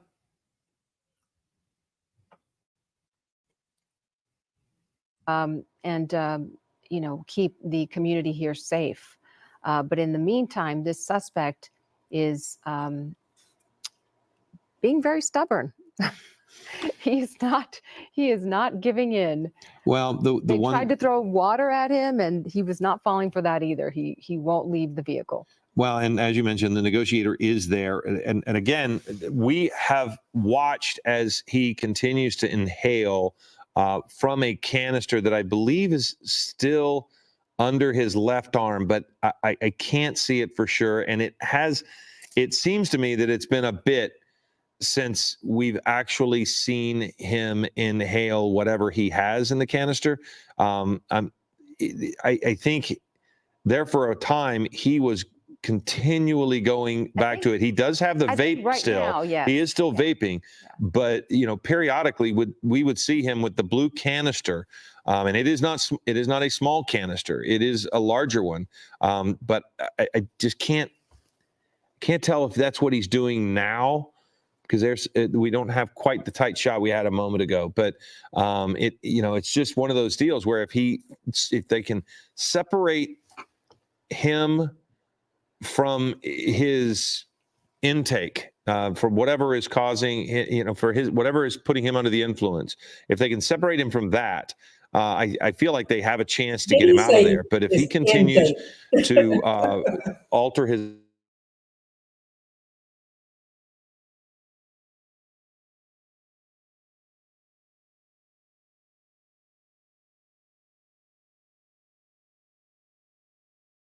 affect him much. I mean, we did see him wipe his face, and he was in distress for a minute, but he has stayed put. This is a video on the right that I was referring to when they sort of, approached the vehicle. There's the pepper spray, we believe, and or tear gas. And see right there, he grabs it. He grabs. I think Is this the time that he? No, that's the first time. I believe the first time. The second time they threw it into the actual. No, they threw it in. I just think he leaned over and got it and might have just put it right back into the back of his pickup, is what I'm saying. Each time they throw it in there, he grabs it and tosses it. Yeah. Another time he actually picked it up, threw it out the window. Now, one thing that I've noticed here, if you look at the live shot there on your left, the sheriff's deputy, or the sheriff's vehicle that was moved because of the flat tire, not because of, but in spite of the back tire, you see the SWAT team there talking to the negotiator. So he's going to be giving them all of the information they need in the event that they want to, go in and talk to them. You saw that he was briefing them. Now you see him on the phone walking away. So he's going to be providing all of the information that his expertise can provide to people who are going to make the decision as to the next step for these officers. Because the good news on this is that this can be a very measured approach for deputies. They can take steps that are going to protect the person and the community and the officers. And this negotiator, this person who's been talking to him, is basically picking his brain.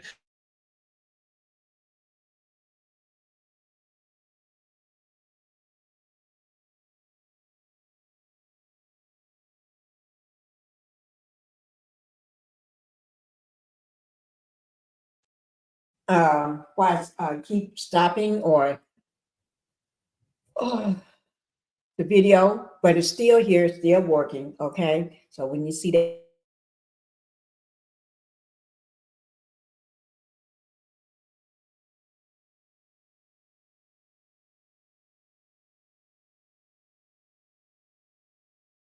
think it's safe to say he is there to de-escalate the situation and persuade him to come out. We see him on the phone. So maybe there's another request that he has made, and he is holding something. We don't know what that is. Yeah, hard to know. This process could take a long time. Well, it already is taking a long time. It has, but you can't really. To me, it's a reasonable thing. You know, why not wait? There's no harm to anyone right now. All of the folks that needed to leave their homes have left their homes, and they've gotten out. If that was what they needed to do, or if deputies needed to move them out for their own safety. Either way, the people who live in those homes that we can see there, they at least, let's see, there were a couple with their child, and there were 3 other people. So we've seen 5, 6 people, 7 people leave those 2 houses. We've not seen anyone move out of the house where the dog is in the front yard. But again, the person just continues to use whatever substance he has been using, and it is. You know, you just don't know when he's going to stop that, if he's going to run out at any point and stop it. But he's been vaping quite a bit. He also has the canister, which some people have told us it might be nitrous oxide. It could be anything that is in that canister. So, you know, but he is inhaling it, which clearly we don't, has put him in a place of instability. So now here comes the negotiator again. He's coming back, and he's written some things down, it does appear. So maybe he's just taking his own notes, but now, you know, you notice the hand on the shoulder. He's going to tell him, I'm here, and he's going to start talking again. So he has something in his hand, something that is black there that's in his hand. It could be a phone. Maybe that's what he's going to be able to provide. But clearly he has tried to engage with the guy again. And again, you and I have so little information. We have to speculate a bit, but maybe he was talking to family. Maybe he's getting some details that, you know, some specific words that might trigger the suspect to cooperate. Maybe a message from a mother or a father or a sibling. Again, we don't know what's involved here. But it does seem like this crisis negotiator is trying to communicate with him and persuade him. Well, he is talking to him. It doesn't seem like the guy's listening. But he's almost looking into the rearview mirror, and he could, you know, he could at some point pass out. He could just get tired and fall asleep. I mean, you look at him, and I mean, he's, you know, he's not behaving as he was when we first started the standoff, when he was hanging out of the window, you know, repeatedly inhaling over and over and over.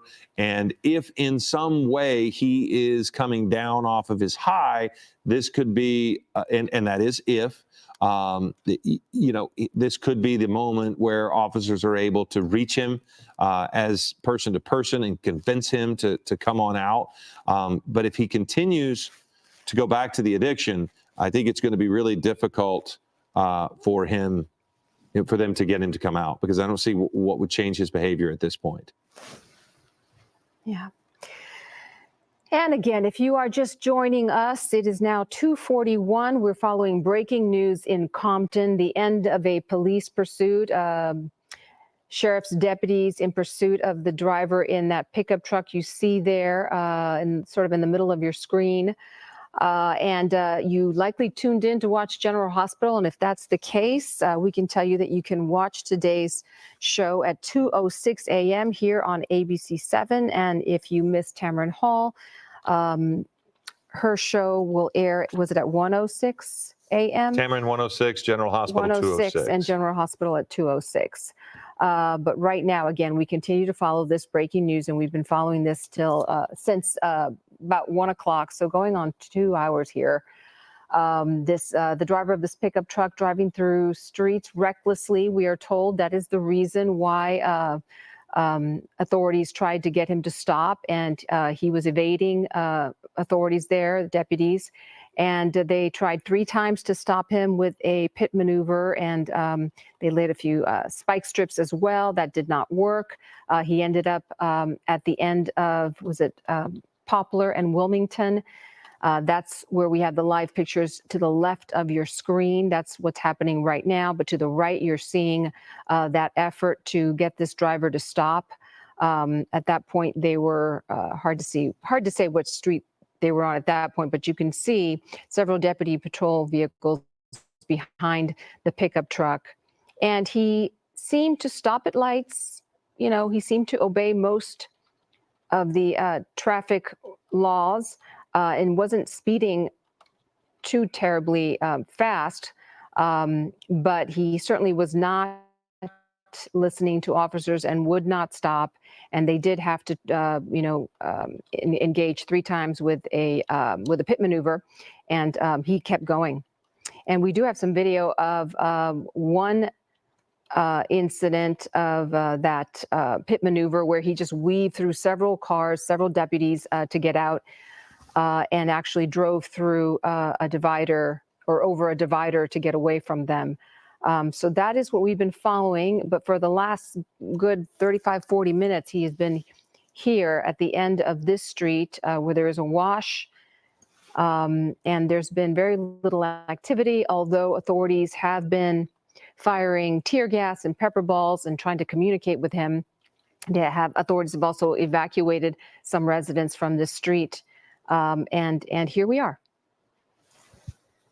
With no real change in behavior. So we appreciate everybody bearing with us here. Again, we have the ground shot. We have Air 7 HD, and we have reporters in the neighborhood trying to get the latest on this. We're now approaching 3 o'clock here before too long. And it's about we're coming up on 2:45, and we just don't know how this is going to end. I don't see this ending quickly in the sense that the person hasn't changed their behavior at all. He's just sitting there, and the officer, it does seem as if the SWAT team officers are there in the event they might be needed. But right now you still see the person trying to engage and talk to him.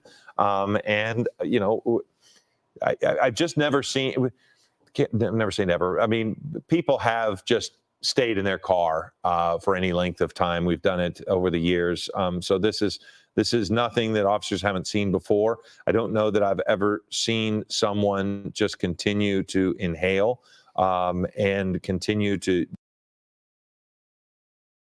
You know, guys, see that person that just walked up? I'm not sure whether they're civilians or officers.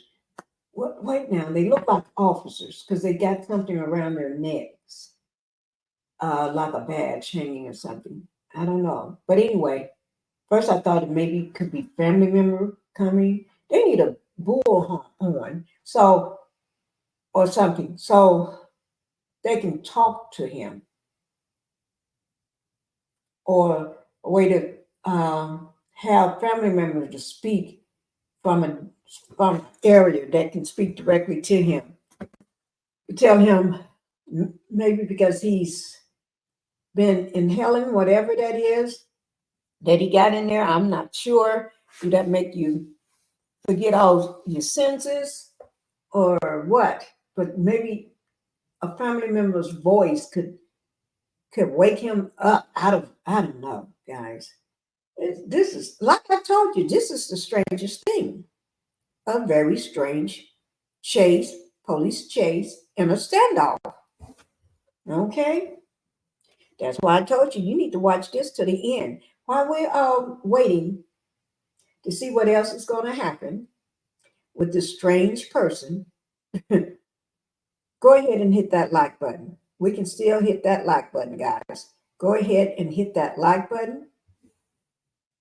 Okay? So I can still bring you more strange stories. The most outrageous stories out here. Okay? So go ahead and hit that like button. Go ahead and hit the subscribe button if you haven't subscribed to my channels. Whatever channel you watching it from, go ahead and hit subscribe, okay? This is Pinkie, the housewife. Go ahead and let's Hear what else is going Way on. again. He's, If you see him off to the side, so he has stepped away, and it looks as if we've got new people. There's the shot there from the ground, and they're going to be communicating with superiors to find out what you would like to do. He's going to tell them everything that he gathers by talking to the person, and then they will decide if more force is necessary to end this. Are they ready to end it, or do we want to keep going and keep letting it play out? But they're going to explore all options, and we might just be here watching and waiting with you guys as they do it.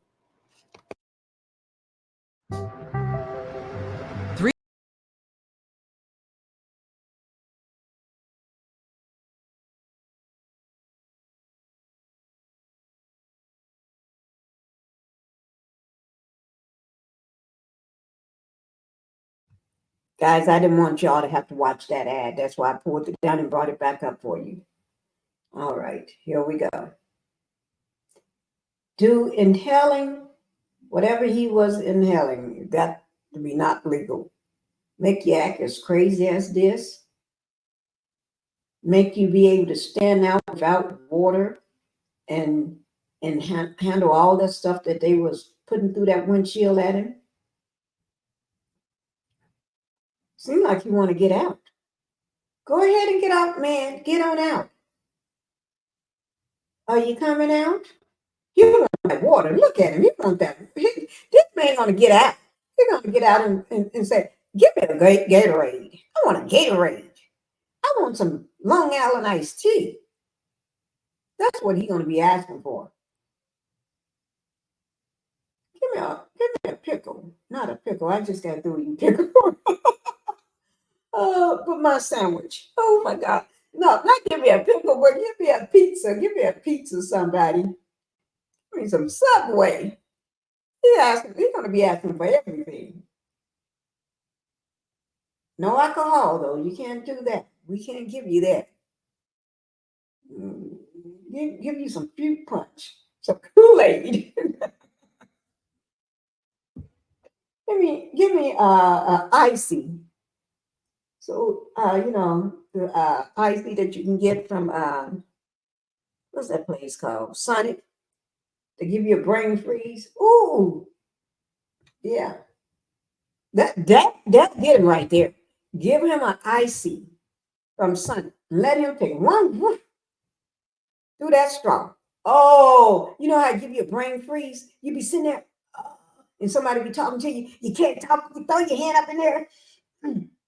You got to let it work its way through. Oh, it frees your brain up. That's a good time to go in and subdue him then.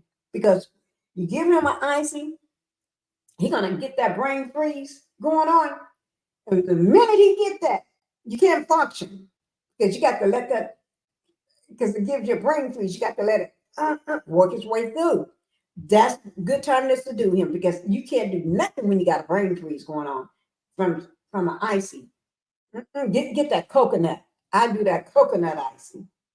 Oh Lord, I have to sit there and just oh, that's the, you all know what I'm talking about. If anybody know what I'm talking about, put it in the comments. Make sure you hit that like button and drop a comment on this. Okay, make sure y'all drop a comment. what's transpired here, which hasn't been much really. We're still sort of in the same place since the last time we spoke to you. But any other thoughts or insight on this?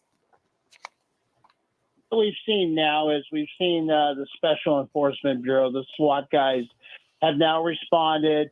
The big helicopter you saw was Air 5, which probably brought some additional assets into the situation. And SWAT is going to take over the operations. At this point, it is a wait and see, but at some point, this is going to have to change. Do you tell in negotiate? Is the negotiator? Will he tell him you have a couple options here, or will they just come and surprise him and use measures that don't let him know what's coming? Yeah, you don't want to allude to anything you're going to do, such as a use of force.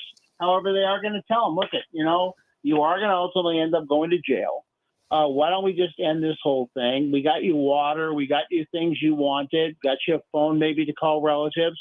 Let's end this. Let's all go home. I will say, Bruce, I haven't seen them actually give him anything like that. So, I mean, yeah, I think it was when I think David was talking about earlier. They tossed water to him, I think. Yeah. Or something. Yes. Yeah, we saw them toss water, but Yes. I've not seen him. I think Bruce was saying just in general, sometimes they'll give a phone. We haven't seen any evidence of that, but maybe we missed it. Hard to know. But also I was thinking, is it likely that they're trying to reach his family, and maybe get their help to de-escalate this? Yeah, that's entirely possible. You run the license plate, send somebody to the house, maybe hopefully that is a good address that they can talk to somebody there and say, hey, look it, why don't you come with us? Let's take you to the scene of this situation, and maybe you can talk to them. They're going to use every tool in their bag. And it does look as if the SWAT guys continue to talk to the negotiators. What do you think they're trying to learn from the people who are talking directly to him? Well, one of the things that they want to get is this person's state of mind. And everybody says, oh, that's kind of a dumb question. No, is he rational? Is he irrational? We know he's intoxicated, he's been using drugs. So at this point, if you feel you've gone as far as you can go, meaning the crisis negotiator, the CNT team, then at that point, the SWAT guys will say, okay, we've gone as far as we can. Now we will put our plan into play. Well, Bruce, I don't know if you can see the camera shot, but they have changed some tactics that I would like to know what you think. Every officer has pulled back, except for now, it does seem the SWAT guys are moving closer. Even they moved forward, and they're all of the regular, I want to call them regular deputies, short of knowing what I should call them appropriately, they've pulled back. There's no one around the vehicle anymore, and it does appear as if SWAT is, in your words, taking control here. Is that what I'm seeing when I see everybody stepping back from the vehicle? Yeah, what they are formulating, ideally when they move the other patrol car back, they want to bring the Bearcat in to lock the suspect's vehicle in. But in this case, they can't because, as we've seen before, the suspect puts the pickup truck in reverse, smokes the tires, and back. Okay, guys, you all are watching this, okay? This, I don't know. Like I told you, it's going to be dark by the time this man comes out. He got the staying power of I don't know what. I don't know. Let's see how far we're into this. Let's see. We're at 2 hours. We got another hour and 54 minutes. So we're going to speed it up a little and see where this is taking us. Now, like I said, if you want to watch the full clip of it, you go to ABC 7. Okay? ABC 7 News. Okay? If you want to see the full clip, it's live Air 7 HD. Okay? But it's ABC News 7 if you want to see the full clip of this. So we're going to speed it up a little so we can see the outcome of this. There he is, hanging out the car. And you see how they got the whole neighborhood locked down? Nobody's coming in and nobody's coming out. And don't forget, kids got to get out of school too. So I don't know what the heck. Kids do have to get out of school. I think elementary school kids get out before the bigger kids. Now they brought in a bigger truck, a bigger SUV, a Honda, a police bigger vehicle. Partner, you ain't going nowhere. Mr. Man, you're not going nowhere. You can just go ahead and give it up. And I still don't know what's in the back of that white pickup. I'm just nosy like that. I want to know. Okay. But anyway, let's see what else. We're going to speed it up just a little bit each time. Okay, let's see what's going on. Those calls are, becoming more of a burden, and that burden can be relieved by ending this. It does seem that could be a tipping point. Sure, and ultimately, when they first approached and they deployed the pepper ball and the tear gas, and this is just my opinion, being a former supervisor for 30 years, I felt that was their opportunity. For whatever reason, they didn't pursue it, but I think they've had multiple chances to go in, grab this guy, and drag him out of the vehicle. And I hate to be so graphic and so rough, but I think, back in the day, that's what you've got to do. Yeah, but would you say, though, Bruce, law enforcement training has really shifted, and of course, mental health and mental health. I don't know if addiction falls into that category where you really start rethinking strategies to try to get people out without them getting hurt. And I mean, it's definitely, it's obviously you've seen it change over the course of many years. Yeah, Colleen, you're 100% right. Mental health issues, which is what we deal with on an ongoing basis every day, are huge. The political climate is, are we really in how do we deal with a person that's a diminished mental capacity? That's a huge conversation. But ultimately, you do have to lay hands on people. You do have to use force. Obviously, we're trained to use minimal amount of force to effect the arrest. And in this case, they probably are going to have to use force on this guy. Not lethal, maybe not even less lethal.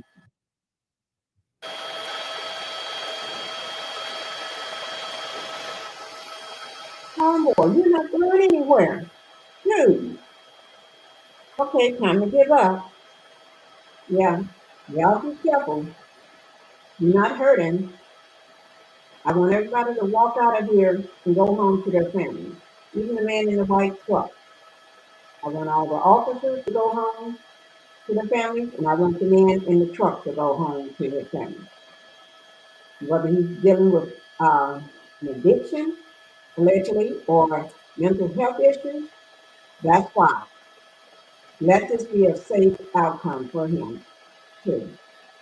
I want him to have a safe outcome.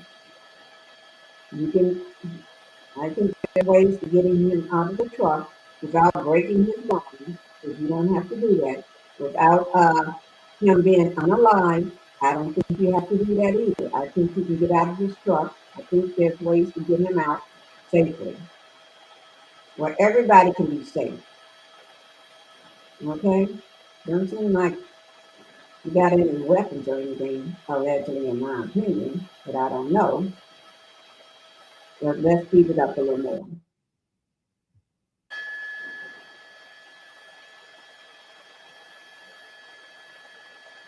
The whole area is locked down. 30 seconds. On each side. Did you see where he went, Rob? North or south? Yeah, I didn't see it, but yeah. Yeah, I just want to see. He may be getting tired, or he want to get out. Oh, I see it. There he is. There he is. Yeah, they're going to come down that. Yeah. I think he's getting ready to come out. Copy. And they're getting ready to go get him. Let this be a safe.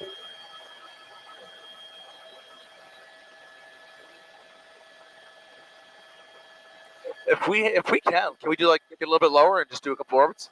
Yeah. Not super low, but. Let's see what else. What they're trying to do. Okay. Zooming in. A good view.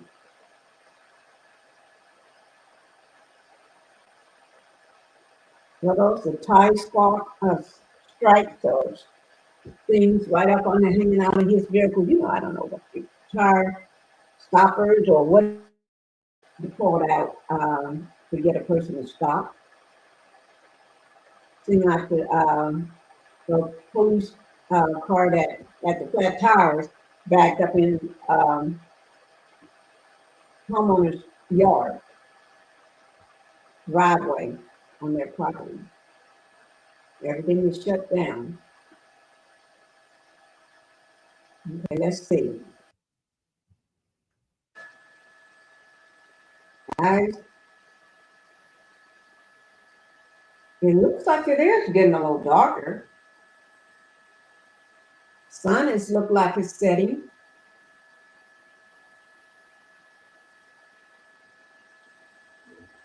Seems like the sun is setting.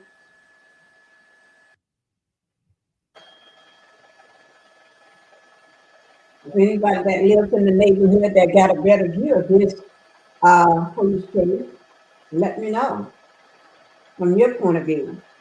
You was able to capture it, send it to me, contact me. I would love to go ahead and post it. And make sure you get the full credit for sending. I make sure I shout out your name and post your information so you get the in my description. So that way we can see what else from the bystanders' point of view. Okay.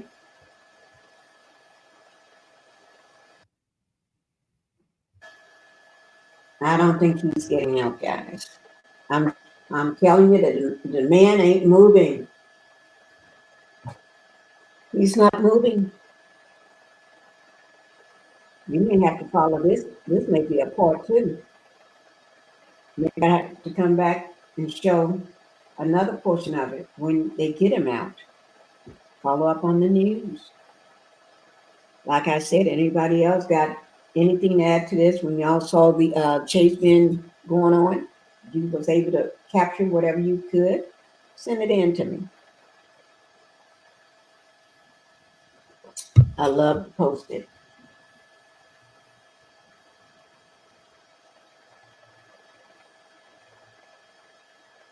If you know this gentleman that was doing the driving, your family member, you want to talk about it? Tell us what was going on in his head. What was he thinking? What was he doing?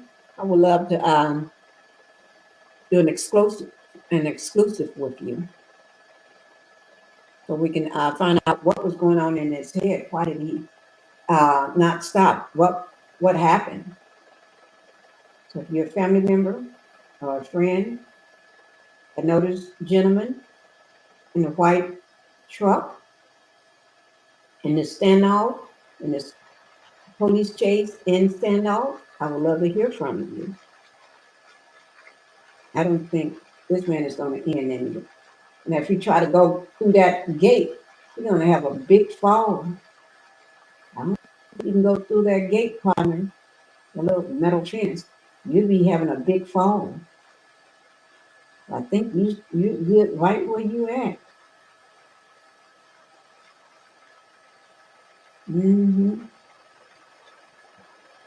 Guys, make sure y'all hit that like button and subscribe to the channel.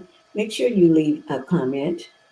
I would love to know what y'all are thinking. Whether you was did you see this, or did you live in the neighborhood when this was all going on? Let me know. I would love to hear your comments. Okay.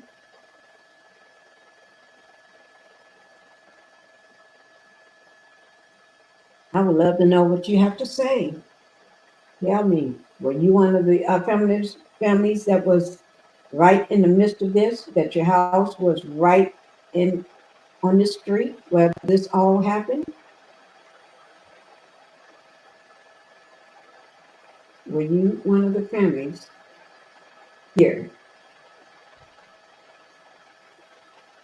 Ooh, long standoff. I don't think this is gonna.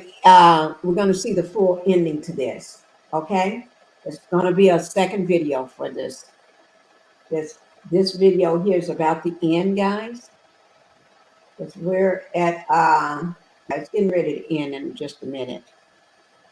But so I'll bring up part 2. I'll make sure I label this part 1 when I get the part 2 to it, the ending of it. So if anybody knows what happened at the very end, make sure you shout me out. Okay, you can contact me through Instagram, you can contact me. You can leave something in your comments to let me know.